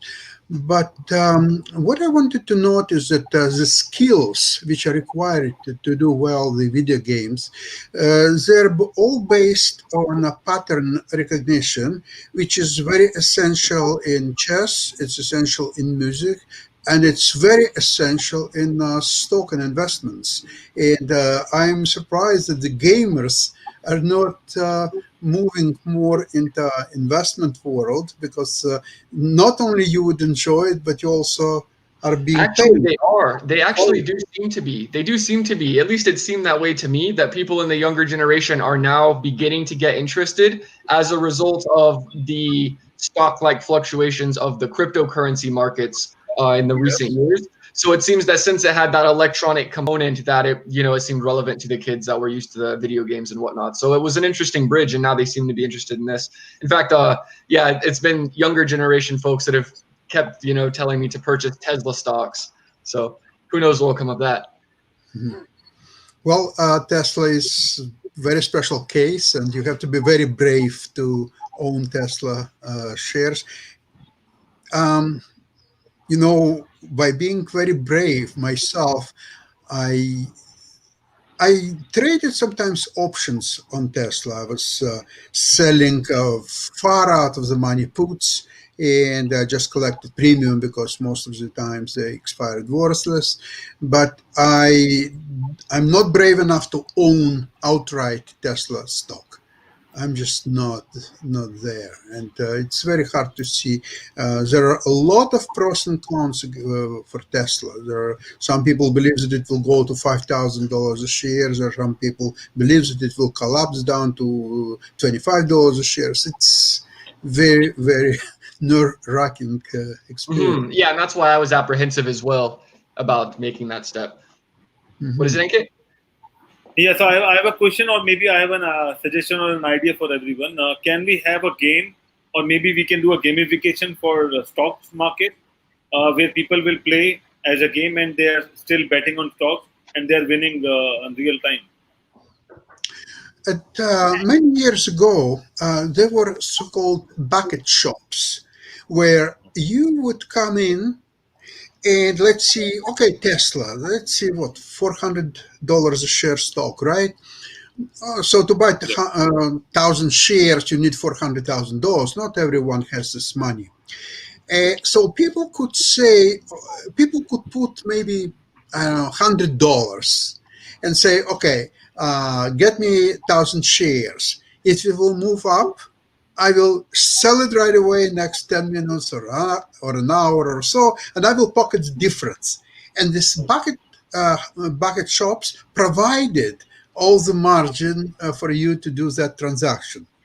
Now, if it will go down even like $1, you're already losing. So they say, okay, you are out, bye-bye. And in reality, they never bought for you that stock. All they did, they provided some risk money. So they are covering the risk, and they would, okay, you're leaving. Let's say you won $100 and you left. Fine. So they would have to then see what's happened with the stock. And most likely they will just accept the $100 loss instead of messing around with the $500,000 investments or so on. However, most likely they would lose this money because, first of all, Tesla fluctuates a lot. So they have to be so much on the money and be so quick and lucky to terminate the trade when it's up. A lot of people, first of all, a lot of people are not satisfied with $100. They want to make $500 or maybe even $1,000. So they're watching and watching and watching. But it fluctuates. And once it's a little bit down, they immediately tell you, okay, the game stops. Bye-bye. So they keep your $100 or whatever, $200 you put as a deposit. And that's the end of story. So most people are losing money in these bucket shops. So they don't exist, at least officially, anymore. I mean, maybe in some provinces or states, maybe there are still some exist, but not that I'm aware of. If I heard Jacoby correctly, and I hate that John left, but it seems like Versus, and I was just on their website, that they've got those kind of questions as well in their game, so they could probably got some things in the financial world and in the stock market world. And how do they manage that in Versus? They do it with in-game purchases. So basically, I believe that the loss that's being presented by Sasha can actually be compensated for just by the motivation that players have to make in-game purchases. So yeah, to be honest, I think that something like that could be included in games and, you know, in-game purchases. It's really interesting to consider. What if there is a game that was built on the real stock market, you know, and it's like people don't realize that they're whenever they make all of their guesses on what will happen in the game stock market, that it'll actually give you some kind of insight in what people will expect on some other stock. And then, yeah, it's such an interesting idea, Hank, that I really like that. So you know, there is a we were discussing about I mean, adding some value to Sasha's show, which is Modern Investing with Sasha. So we had a discussion which we had to do with Sasha, but as we were discussing, so we will reveal that we thought of doing a fantasy stock game, adding some value of element to Sasha's show, so that people will choose. Maybe they just invest in points basically to stock like Microsoft or Tesla, and then over a period of week they will see what kind of results they can get, and based on the confidence they will put the real money. So we were still working on that, and we had to imaginary stock, which we can do that, something like that. So I wanted to jump in and talk about real money gambling is not legal in the U.S. right now, A little bit in New Jersey. They're starting to open up some sports betting, but parimutuel betting on horse racing is legal in a lot of America. And I know some gambling websites are now using horse racing results as the randomizer to put as a back end for things that look like slot machines. So as a player, I go in and I'm playing a slot machine, but the winning and losing I'm doing is actually based on horse races because it's legal to gamble on horse races. And I'm wondering if you couldn't strap the same kind of crazy front end on a stock market game where you're investing in stock, the stock goes up and down, a legal online activity, but you put a game front end like the slot machine or some other thing that then drives from that. It's a very interesting situation. Clarity on that from Jacoby, because hold on one second. I want some clarity on that from Jacoby because I know that there have been games that I have been involved in, like I mentioned TBD earlier, and some other games where there is some exchange of money, and I think that's even what's going on in Versus. So I think that there must be at least a little bit of fluctuation in those rules. So Jacoby, can you talk about that? Because I think that Peter may be right, and I'm not sure how that works. Just saying. I mean, just to point out, what you guys are actually trying to describe and come up with is there. As a matter of fact, if you, Ankin, I've got the actual stock market game up the website. I mean, everybody can look it up. Basically a kind of like a STEM program, for lack of a better term, to teach kids about the stock market. So all that stuff that you're talking about is actually built. A lot of these. What I'm describing has a new possibility, which is kind of related to this. For instance, from Versus, these things with analytics, which is where whenever you have multiple people that are all answering something, and then the more people that answer it, the more accurate the average answer from the whole group becomes. You can then use that to, unlike these stock games that might be fictional, you can predict the future. So what I'm saying, I mean, like I said, the whole virtual stock market game that you guys were first discussing is there. In terms of what you're doing, what you're talking about in terms of taking a lot of answers and trying to get a prediction off of all the answers, that's Family Feud. Mm-hmm. Right. I mean, that's adding in a financial component to Family Feud, and trying to create virtual currency off of that. So a lot of this stuff is done. It's just what you have to come up with now is how you package it. That is the whole thing, because I mean, there are tons of games. How you brought up a game about COVID earlier. There are tons of games about that. There are tons of games that are honestly, Fortnite is only one of roughly about 1,000 battle royale style games that are out there. There's one that they just created called Spellbreak, which is more magic based, and people are jumping on it because, oh my goodness, it's a magic battle royale. Well, you know what? There's another battle royale that's magic based also, but it's an RPG style. So what you have to do in the game industry, and Peter, you can probably attest to it, is you have to create. You can take the same idea that somebody else has, but you have to create it in your way and make it your own. Yeah. It's just like any artwork, any movie. How many times are we talking about Catwoman? You have Eartha Kitt, Michelle Pfeiffer, and Halle Berry. They all did a different take on it. Michelle Pfeiffer, rather than Halle Berry, got more of her influence, it looks like, from Eartha Kitt, but she still made it her own. Halle Berry had a whole different style to it because she wanted her different style to it. So again, all the stock market game that you're talking about, it's out there, but how is yours different is the question. What I'm saying is that the game is already there, but a lot of people don't know whether the game is available or not. And secondly, we need to keep on optimizing the game because the current scenario and the current ecosystem is not appropriate because the game was an older game.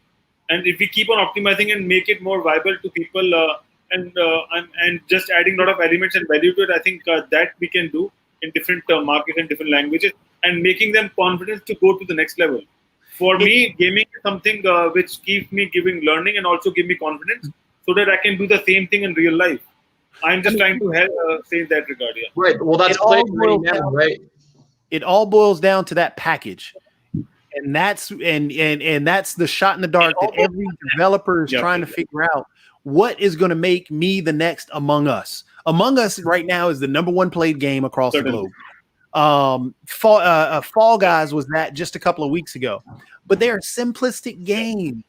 Among Us is no more than just a clue game. Fall Guys is no more than an obstacle course. But they caught fire. There are a million obstacle course games. There are a million clue games. Clue never got as big as Among Us is, and it's the same concept. So it's a matter of figuring out, how do I package my item?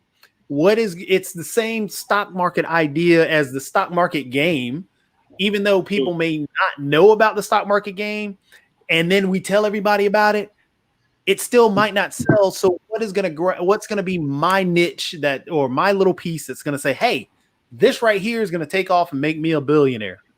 So I got to run, but I love this idea, and I don't think we've really seen the killer app stock market game come out yet, because we'd all know what it is. So this definitely seems like an opportunity that hasn't yet been met. So that's great. I got to run. Thank you so much. Peter, before you leave, I just wanted to mention that, there's a lot of fantasy sports game around the world, and people play with money.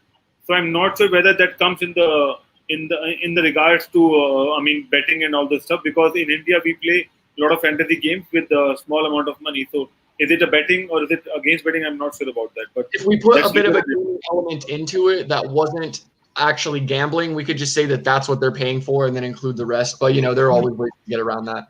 Yeah, I think this is a holy grail that has not been found yet. So that's kind of exciting. Mm-hmm. I would like to mention anyway, thank you very much. I hope to see you guys again soon. Okay. Great show. Thank you. Thank you.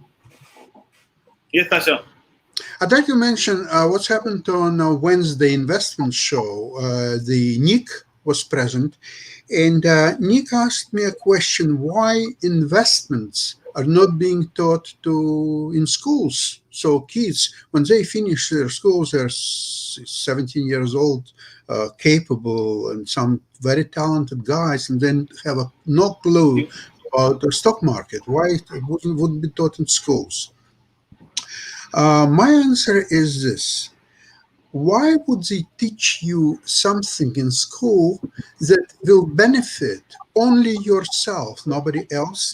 So there is no use in society. Let's say you're making thousands or millions of dollars in profits in the stock market. It does not benefit society. Right. So when they train you to become an engineer or a programmer or something else, okay, so you're working in a big corporation, you're paying taxes, so you're doing all the right things, you have a family, you have this. When you are doing the stock market and you're making profits, nobody benefits from it, really. There's something else to consider. That's why to create a game which would emulate the stock market, it's one thing. Now, if you want to make a real money payouts, now you will run sooner or later against Security Exchange Commission, which is much more powerful than gaming lobbies or just anything else, even than CIA and FBI. This is very, very powerful corporation. Is that they will close you in no time and take you to cleaners for whatever else you still have. So you have to be very careful in your development of a game. Be mindful of Security Exchange Commission. Okay, but if we take a license and then we take permissions and then work it out, I think it could create wonders as well, because if they back us, it will be a different ballgame altogether. It will take you years to get any approval from Security Exchange Commission, and you will spend probably hundreds of thousands of dollars in legal fees trying to get it through. It's a major obstacle, and maybe, just maybe, that's the reason why people have not been developing the stock market games. Maybe. I'm not sure. Where's the jurisdiction of this organization limited? For instance, if the game was just to be based out of a country where that organization didn't have jurisdiction, what would happen then? Would the game be illegal in any United States IPs? I would suspect that they would pursue the American citizens who are playing that game, especially if real money is involved. So then you have to go and open offshore account really, or so on. It's quite complicated. I remember one couple of years ago, Jennifer Shahade, who is a well-known chess commentator, and she was a U.S. chess champion. She wanted to play one quite big online poker tournament, but she couldn't access. It was a British site. She couldn't access the site from United States, so she came to Toronto, Canada, and she played it from Toronto. And then once tournament was over, she moved back to the United States. I even know I'm doing a lot of sport bets, soccer, tennis, basketball, and hockey. And it's all legal here in Toronto, where I live. However, quite often when I travel to US, from my laptop, I couldn't access the site. It actually was denied. But the only thing what I could do when I was in state, I could access the site from my cell phone, because my cell phone is connected to a Canadian provider, Rogers Communications. So that I could do, but not from the computer. Yeah, at the end of the day, it almost becomes just a matter of the creativity of how it's actually implemented in some sense. Because, for instance, we could say that it's illegal to do electronic gambling unless the game happens to have an electronic gambling license. Yet there could still be, there's still the loot box controversy, for instance. People are trying to decide, hey, is that electronic gambling? Is that legal? Should that be illegal? And whenever it comes to something like this, if you were to just make a game where, so if people didn't know that it was based on something in the real world, but you were to still take that data and then encode it into the game to get people's responses, it could be something where it's like you wouldn't even break any laws necessarily, but you would still be able to gain the benefit of people's responses. I'll tell you that even on this chess betting side, when we already developed it and trying to get public release, we had a lot of discussions with lawyers about legality that, especially in the United States. So the opinion was that no, it's not gambling, and the only reason why there is no gambling because there is no wager involved on each and every move. Because what we use crowns, and the prizes are paid whoever accumulated most crowns by the end of the contest. So there is no wager on each and every move. So 5, 25, or 100 crowns that people can put on each and every move, they're crowns, they're not dollars, right? So there is no wager on each of your prediction. That's how we were able to release it. Yeah, so there you go. Yeah, so it's just something like that, I guess, just a matter of how the creativity of how it's presented. So and there are a ton of, as Ankins pointed out, and I think Julian as well. But just to correct, the loot box controversy was because Electronic Arts was nickel and diming their individuals, so it was a pay to win scheme and not really a hey, I'm giving you money from the loot boxes. So the loot boxes, that's what killed a lot of the EA games. With the money, like I don't know if Ankin, you can bring it up because I brought up one of this stock exchange simulators. It was one that we talked about earlier with John. It's called the Hollywood Stock Exchange, and what they do is they give you Hollywood bucks, and then you basically bet on the stocks of whatever actor or actress. As you can see, you've got 2.71 Hollywood bucks can go on this movie. I've never heard of it, but you can actually put bucks towards that. You can have your highs and lows and trading prices and so on and so forth. But I don't know if, Sasha, you may know, can you, I guess, run it this way, but then at the end of the day say, okay, the amount of Hollywood bucks that you have is the amount of money that you can get back if you want to cash out, for example? Is that a potential way? Using it similar to, I guess, a cryptocurrency? Because that's what it sounded like John was talking about, even with the poll questions. It sounded like you were getting the money in whatever the cryptocurrency was, but then you could change it back to actual cash, because he mentioned when I asked him about PayPal and Venmo and Cash App that you could use those platforms. So it sounds like that was what was going on, and that's what I even used in describing what happened in that basketball tournament with TBT and everything. So that's why I was surprised when Peter said that it was not allowed to have these financial transactions in the gaming world, because I've seen a number of them that have happened. Yeah, exactly. Again, it's just a matter of, getting around it with some, minor thing. Again, like I still think that loot boxes, in some senses, if you're doing a loot box or if you're doing it like a gacha game where you have to potentially purchase your, spins or your tickets to spin the wheel, to me, I mean, that seems like it would be something like electronic gambling. But I mean, at the end of the day, if other people don't want to consider it that, then I guess that's just better for game developers. I think it's a debate based on the policies of the country, basically, because, as Sasha said, you can play a game sitting in the country. If it's not legal, still you can play a game using VPN and all those stuff. Yeah. So I think the important point is that we should have electronic policy as compared to the offline policy, and which is not clearly defined. That's why people still do a jailbreak and try to play some games. But when Jitovi mentioned about the Hollywood game, instead of actors, if we talk about movies, basically, and if we bet on movies that this movie will be able to have a gross profit of like $200 million or maybe $200,000 or stuff like that, and then we'll bet on that. I think that makes more sense because those numbers are already publicly available, and based on your numbers, you will get some money back if you put it on the movie. What do you think about the movie listings?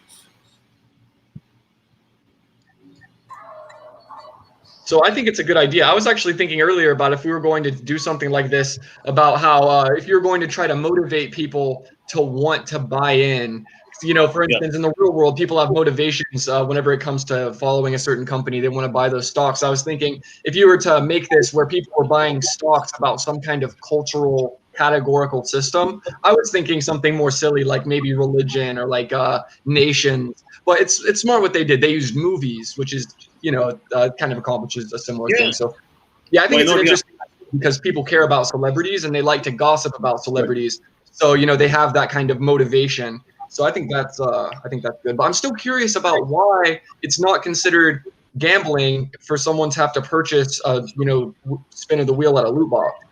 It's probably my guess is the laws between entertainment.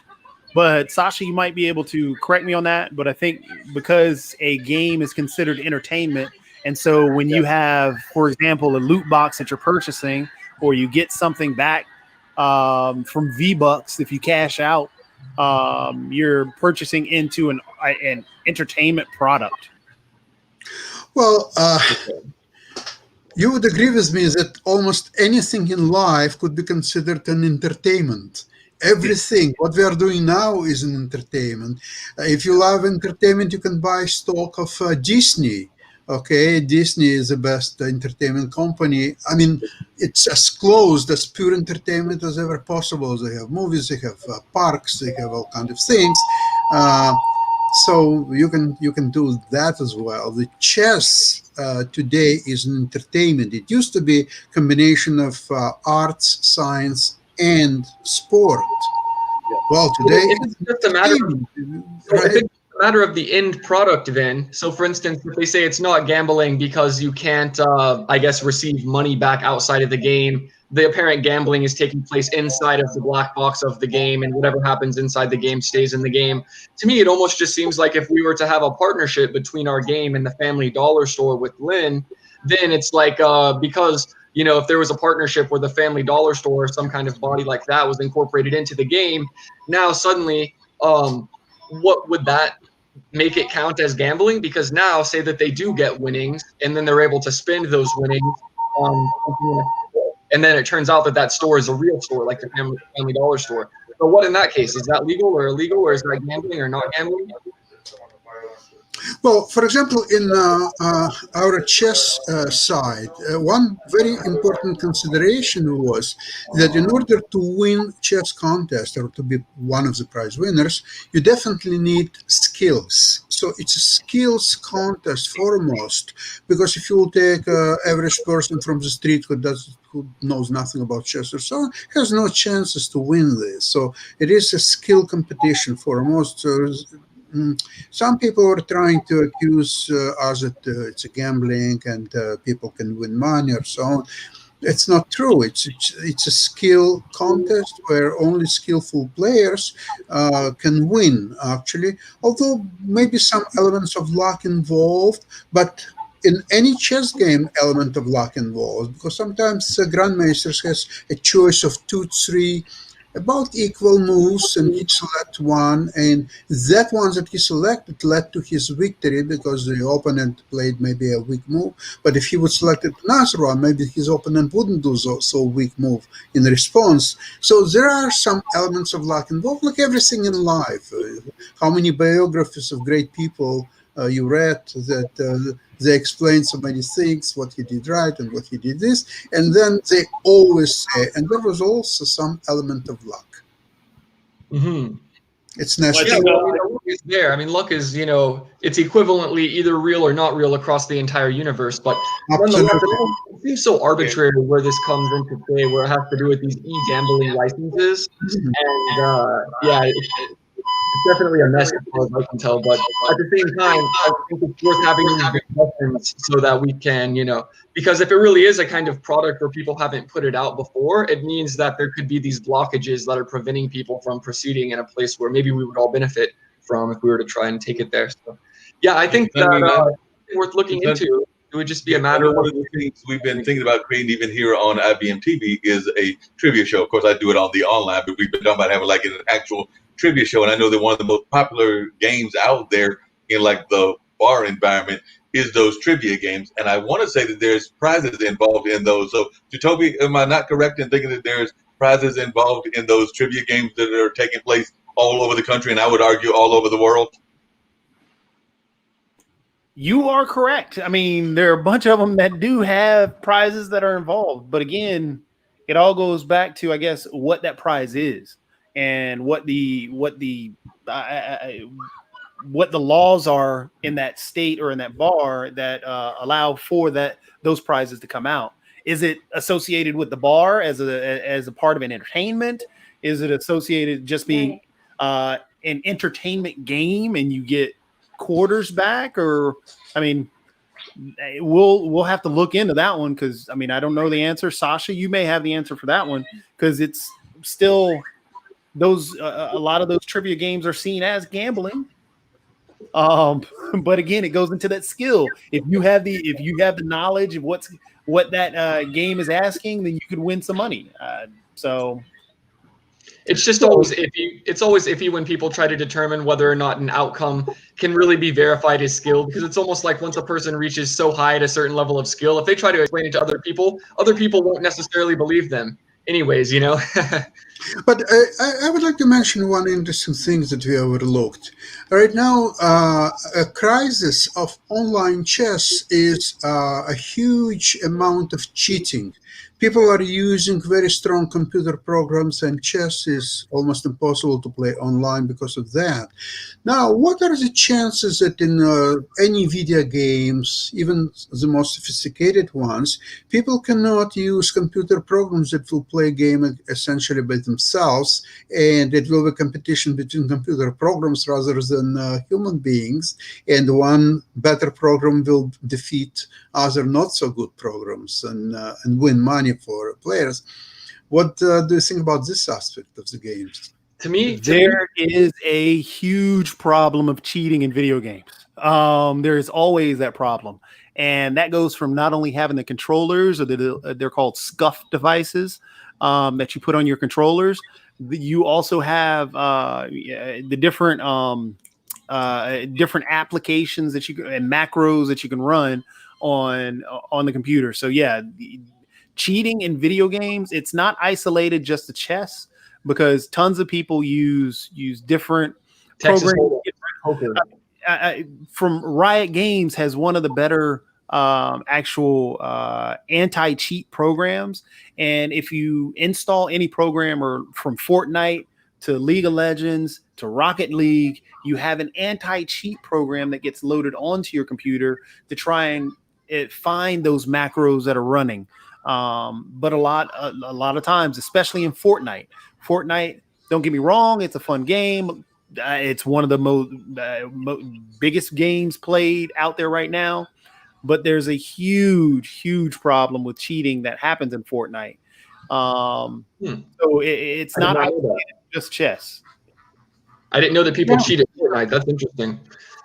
Big So time, this big time. leads to another question, which has to do with, I guess it almost sounds wrong to say, but I guess the utility of cheating. So for instance, whenever it comes to something like playing a game of chess against an arbitrary person where nobody actually gets money, and let's say even if the other person somehow knew that the other person is using a computer, they wouldn't really even care. So, you know, it might not be a big deal. But then there might be a situation where it's like a Texas Hold'em or a poker tournament game, where then if you have these cheaters, then you have people that are actually going to be able to take huge winnings out of these things. And maybe this opens the door for a bit of controversial discussion in some senses, because it almost makes me wonder, you know, it's like when it comes to the animal kingdom, when it comes to trying to, for instance, get all the nuts that a squirrel can for winter, it'll do whatever it can in order to get those nuts. And if it happens to, you know, take nuts from another squirrel, it's not really, it's something that it's almost arbitrary to consider it morally questionable. And so basically, I guess what I'm getting at is, at what point do we reach a level where I guess the cheating that people are doing just becomes another skill set that almost becomes necessary in order for people to elevate to the top level of current potential that can be achieved? You know what so I mean? Esports wise, cheating has killed games. Cheating has literally deterred people from playing it. Warzone, Call of Duty Warzone, another huge game that came out. When it first came out, tons of people turned away from it because of the fact that it had such a low form of anti-cheat, and there were so many people cheating in the game. Fortnite, again, going back to that, it's called aimbots. There's a version that's harder to detect called soft aim. And what it does in the game is exactly what it says. It actually makes it to where anytime you're aiming, and if your aim is even, you know, you could aim the other direction and you could hit somebody shooting at them. And so you have these cheap aim bots that happen, and tons of people use that. And it does the same. I mean, it's but then on the flip side, what are some examples of how cheating has helped games, or has actually helped to somehow raise the bar of the overall spectrum? It's the same thing with, I mean, that happens depending on the development process and the support that the game actually gets.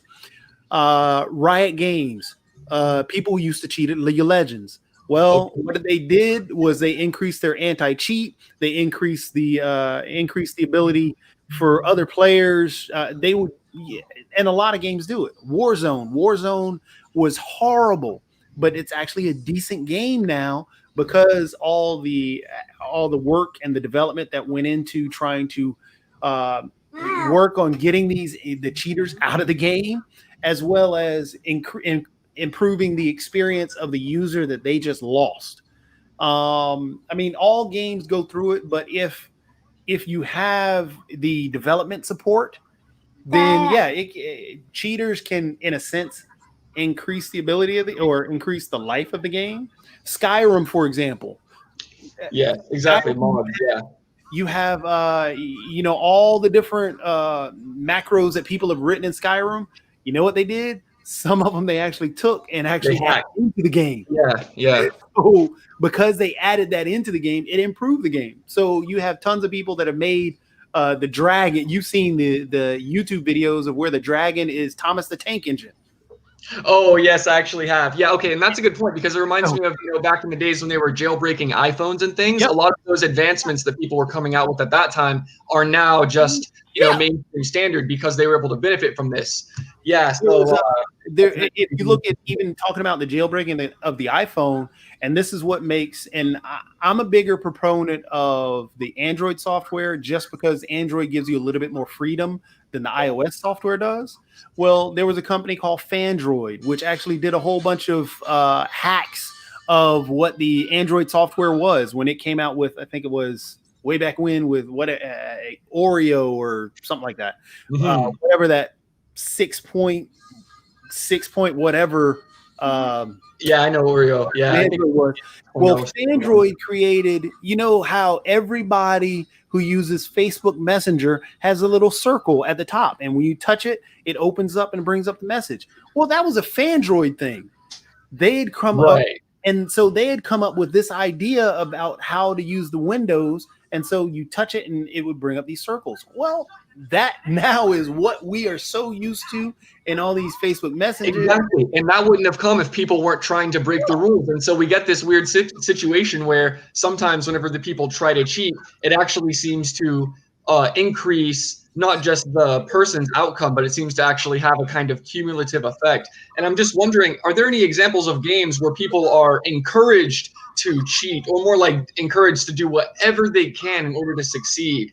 And then I wonder what those games would look like compared to games where people aren't really allowed. Because, for instance, it makes me think of a lawn, or you have a trail, a sidewalk, and imagine that the sidewalk goes at a right angle, but people just want to walk, through the hypotenuse. They want to cut it short. And so to me, it's kind of what it looks like whenever people have, things like trying to cut these new pathways. It's about game development. I mean, if you can give the toolbox, Minecraft is no more than a toolbox for you to build, and you hack and keep going at it. Roblox, PlayStation Dreams, even with all the going back to Fallout and Skyrim, it's not to say that the games themselves are saying, hey, hack us. Mm-hmm. But it goes back to that community, that support, and okay, well, you hack this. So then that's the answer. That's the answer. It's whenever it becomes a community thing, so that I guess at least a good chunk, if not the majority of people affected, agree on it. Then, even though it might be considered negative to do something weird, maybe there will be potential payout. Okay, so that's a deep insight. It's like why they made it legal to mod machines for that exact reason. So yeah, you think about got to cut this conversation short because I know that we're getting to wrap up and everything. It's an amazing conversation, and we can definitely engage in it again next week on Gamers Den. I know I'm reaching out to some gamers. I know that Jacoby's reaching out to some other game makers and computer folks. So if folks are interested, do you have any ideas of what they can expect next week from us, Jacoby, that they might be watching and might want to get that in the next couple of minutes? If you've got any ideas of where we're going next week in conversation. It's wherever it takes us. How we sat with John talking about the versus game, and we ended up talking about pancakes versus waffles. No, it's an experience. That's what the Gamers Den is. Gamers Den is about the social aspect of video games. That is what we forget that games are about. They're about fun. They're about us relating to things, because games are a part of our lives, from chess with Sasha all the way to, even me and Jillian playing League of Legends and Tetris and Candy Crush and everything else. Games are a part of our lives, and so it's about relating to it and educating that, the game that you may see today may be the next educational game that some grandkid may play later. That's very true. I think that we might want to turn it over to Ankit, and Ankit might want to talk about what else we've got coming up on this great network and everything, and maybe bring up some spots, because I know we've only got about 2 more minutes to go, but it was a very engaging conversation. I was glad to meet John for the first time. I saw some of the other veterans on the show, and of course seeing Peter for the second or third time. So definitely glad to see some new friends as well as some old friends here on the Gamers Den. But I'm going to turn it over to Ankit, because he might want to talk about some of the things that we've got coming up on IBM.TV. So right now on Gamers Den, we are trying to create more gaming shows with people around us, so that we can have more elements to it. Right now, this is kind of a talk show where we discuss about the gaming community, what kind of gaming we need to do, and all those stuff. So basically, this is a bridge gap between this game and the other shows which we are doing with other people. And we would be streaming a lot of games in future and discussing a lot more about the game production, all those stuff. But I think for next week, we can talk about the gaming analytics, because people play games, but now it's a number thing that how many people are playing which game, and which game is going with which number, and all those things going around. Because what happened is that since the time we have banned a lot of Chinese games in India, they have lost a lot of their viewership from 100% to 50%. So that happens a lot. Yeah, that happens. Long time, because one country can impact the complete economics of that gaming industry. So we can talk about the analytics and things behind the gaming thing, and also we will hopefully we'll have some more shows with Jadovi about gaming stream, so as with Julian, and we can have a special show about gaming with Sasha. Not the chess stars, which is already there, but we can have a chess gaming show where we'll talk about how we can create a gaming analytics or maybe a gamification of chess. That would be an interesting show, and then we can add a lot of varieties of shows to it. And as of now, it's time to wrap up for Gamers Den, and we'll see you tomorrow on Medical Friday with Doctors. Thank you for joining us, and it was a wonderful conversation discussing about a lot of things. But before we go, we have to ask the game of the week to everyone. So, Jatobi, game of the week. It just came out on the Epic Store. It's free right now on the PC. The game of the week that everybody should play because we all need to get out and relax. Roller Coaster Tycoon. Wonderful. It's free. All you're doing is building your favorite theme park. So yes, right now go to the Epic Store, download Roller Coaster Tycoon 3. It's fun. It's addictive. It's a simulation game. It's not anything other than that.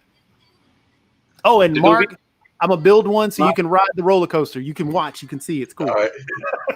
Is it my turn? Julian, your game of the week. I can go first if you want, just to get the real progression. Yeah. So I would have to nominate Elder Scrolls 3 Morrowind this week.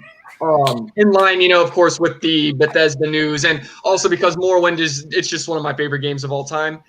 For people who don't know, so it's the predecessor to, or I should say, it was the precursor to Oblivion. So Elder Scrolls 3, 2 games before Skyrim. It has all of the good open world lore of the Elder Scrolls series, but it's also a bit older. And in my opinion, it's a bit better because it doesn't hold your hand as much. Whenever it sends you on a quest into the wilderness, it says there will be mushrooms by some trees to the west, on the west side of a river that's up north. Go and find those mushrooms. And, it's like you would just go and embark on that. Whereas nowadays the games are oftentimes watered down and you have compasses and whatnot. So yeah, Elder Scrolls 3 Morrowind for me.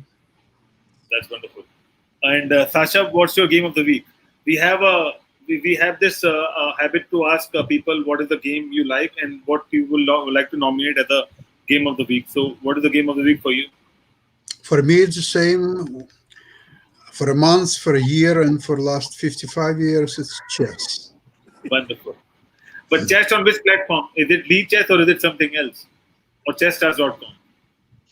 You mean chess? What kind of chess? Sorry? No, I mean on which platform you would like to play chess? Would you like to play chess on desktop or mobile phones or iPads? And which chess do you want to know? Desktop is fine. I'm playing a lot of games on my site, Chess Stars or Chess24 or some other sites. But mostly on my site, it's pretty responsive and very quick. And plus there are a lot of activities like contests and tournaments and so on. So I would That's wonderful. Mark, well, I'm gonna have what about fun you? a little bit this time around. Actually, I'll come to the actual game of the week. But the game of the week for me right now is watching sports. So the NBA is the game of the week. But in terms of like the actual game of the week, I'm going to go old school. Jacoby actually mentioned one of the games earlier. He talked about Family Feud. So since he mentioned Family Feud, I'm going to mention another old school game entitled Who Wants to Be a Millionaire? So we're going to go old school, and the game of the week will be Who Wants to Be a Millionaire? I do want to give a shout out to another event that we have coming up. I like to promote things we've got going on. We had that great International Day of Peace on Saturday with Jeff. We're going to have this great musical salute that is going to be a fundraiser for folks that are involved in the fires in California that have been devastated by those fires. So we're teaming up with them, I think from 2 p.m. EST, which is 11 a.m. their time, to several hours. So we will be doing that on Saturday. I'm looking forward to hearing these musicians from around the world try to help folks with that devastating fire and what they're going through in California. So I just wanted to add that to our comments and all. And now I'm turning it over to you, Ankit. So the show which we are doing on Saturday is about a fundraiser for the victims of the fire from California. So for that, I have to play a video right here.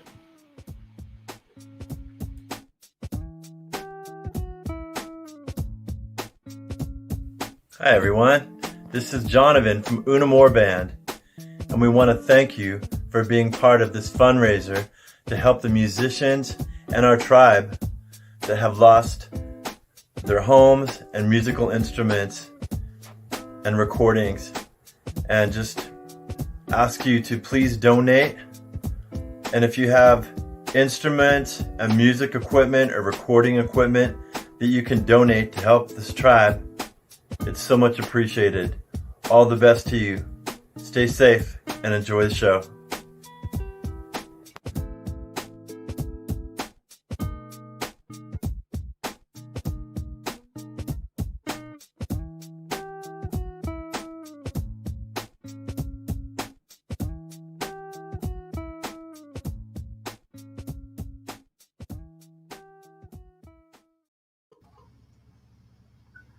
Yeah.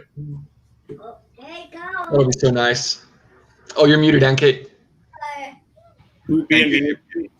Yes. So that's what we are doing this show, starting at 2 p.m. EST till 2 a.m. EST. And this is only for fire victims from California. And on that note, we'll like to wrap this show, and we'll see you tomorrow on Medical Friday. Thank you for joining us. And we'll see you next week on Gamers Den. Take care and have a good day.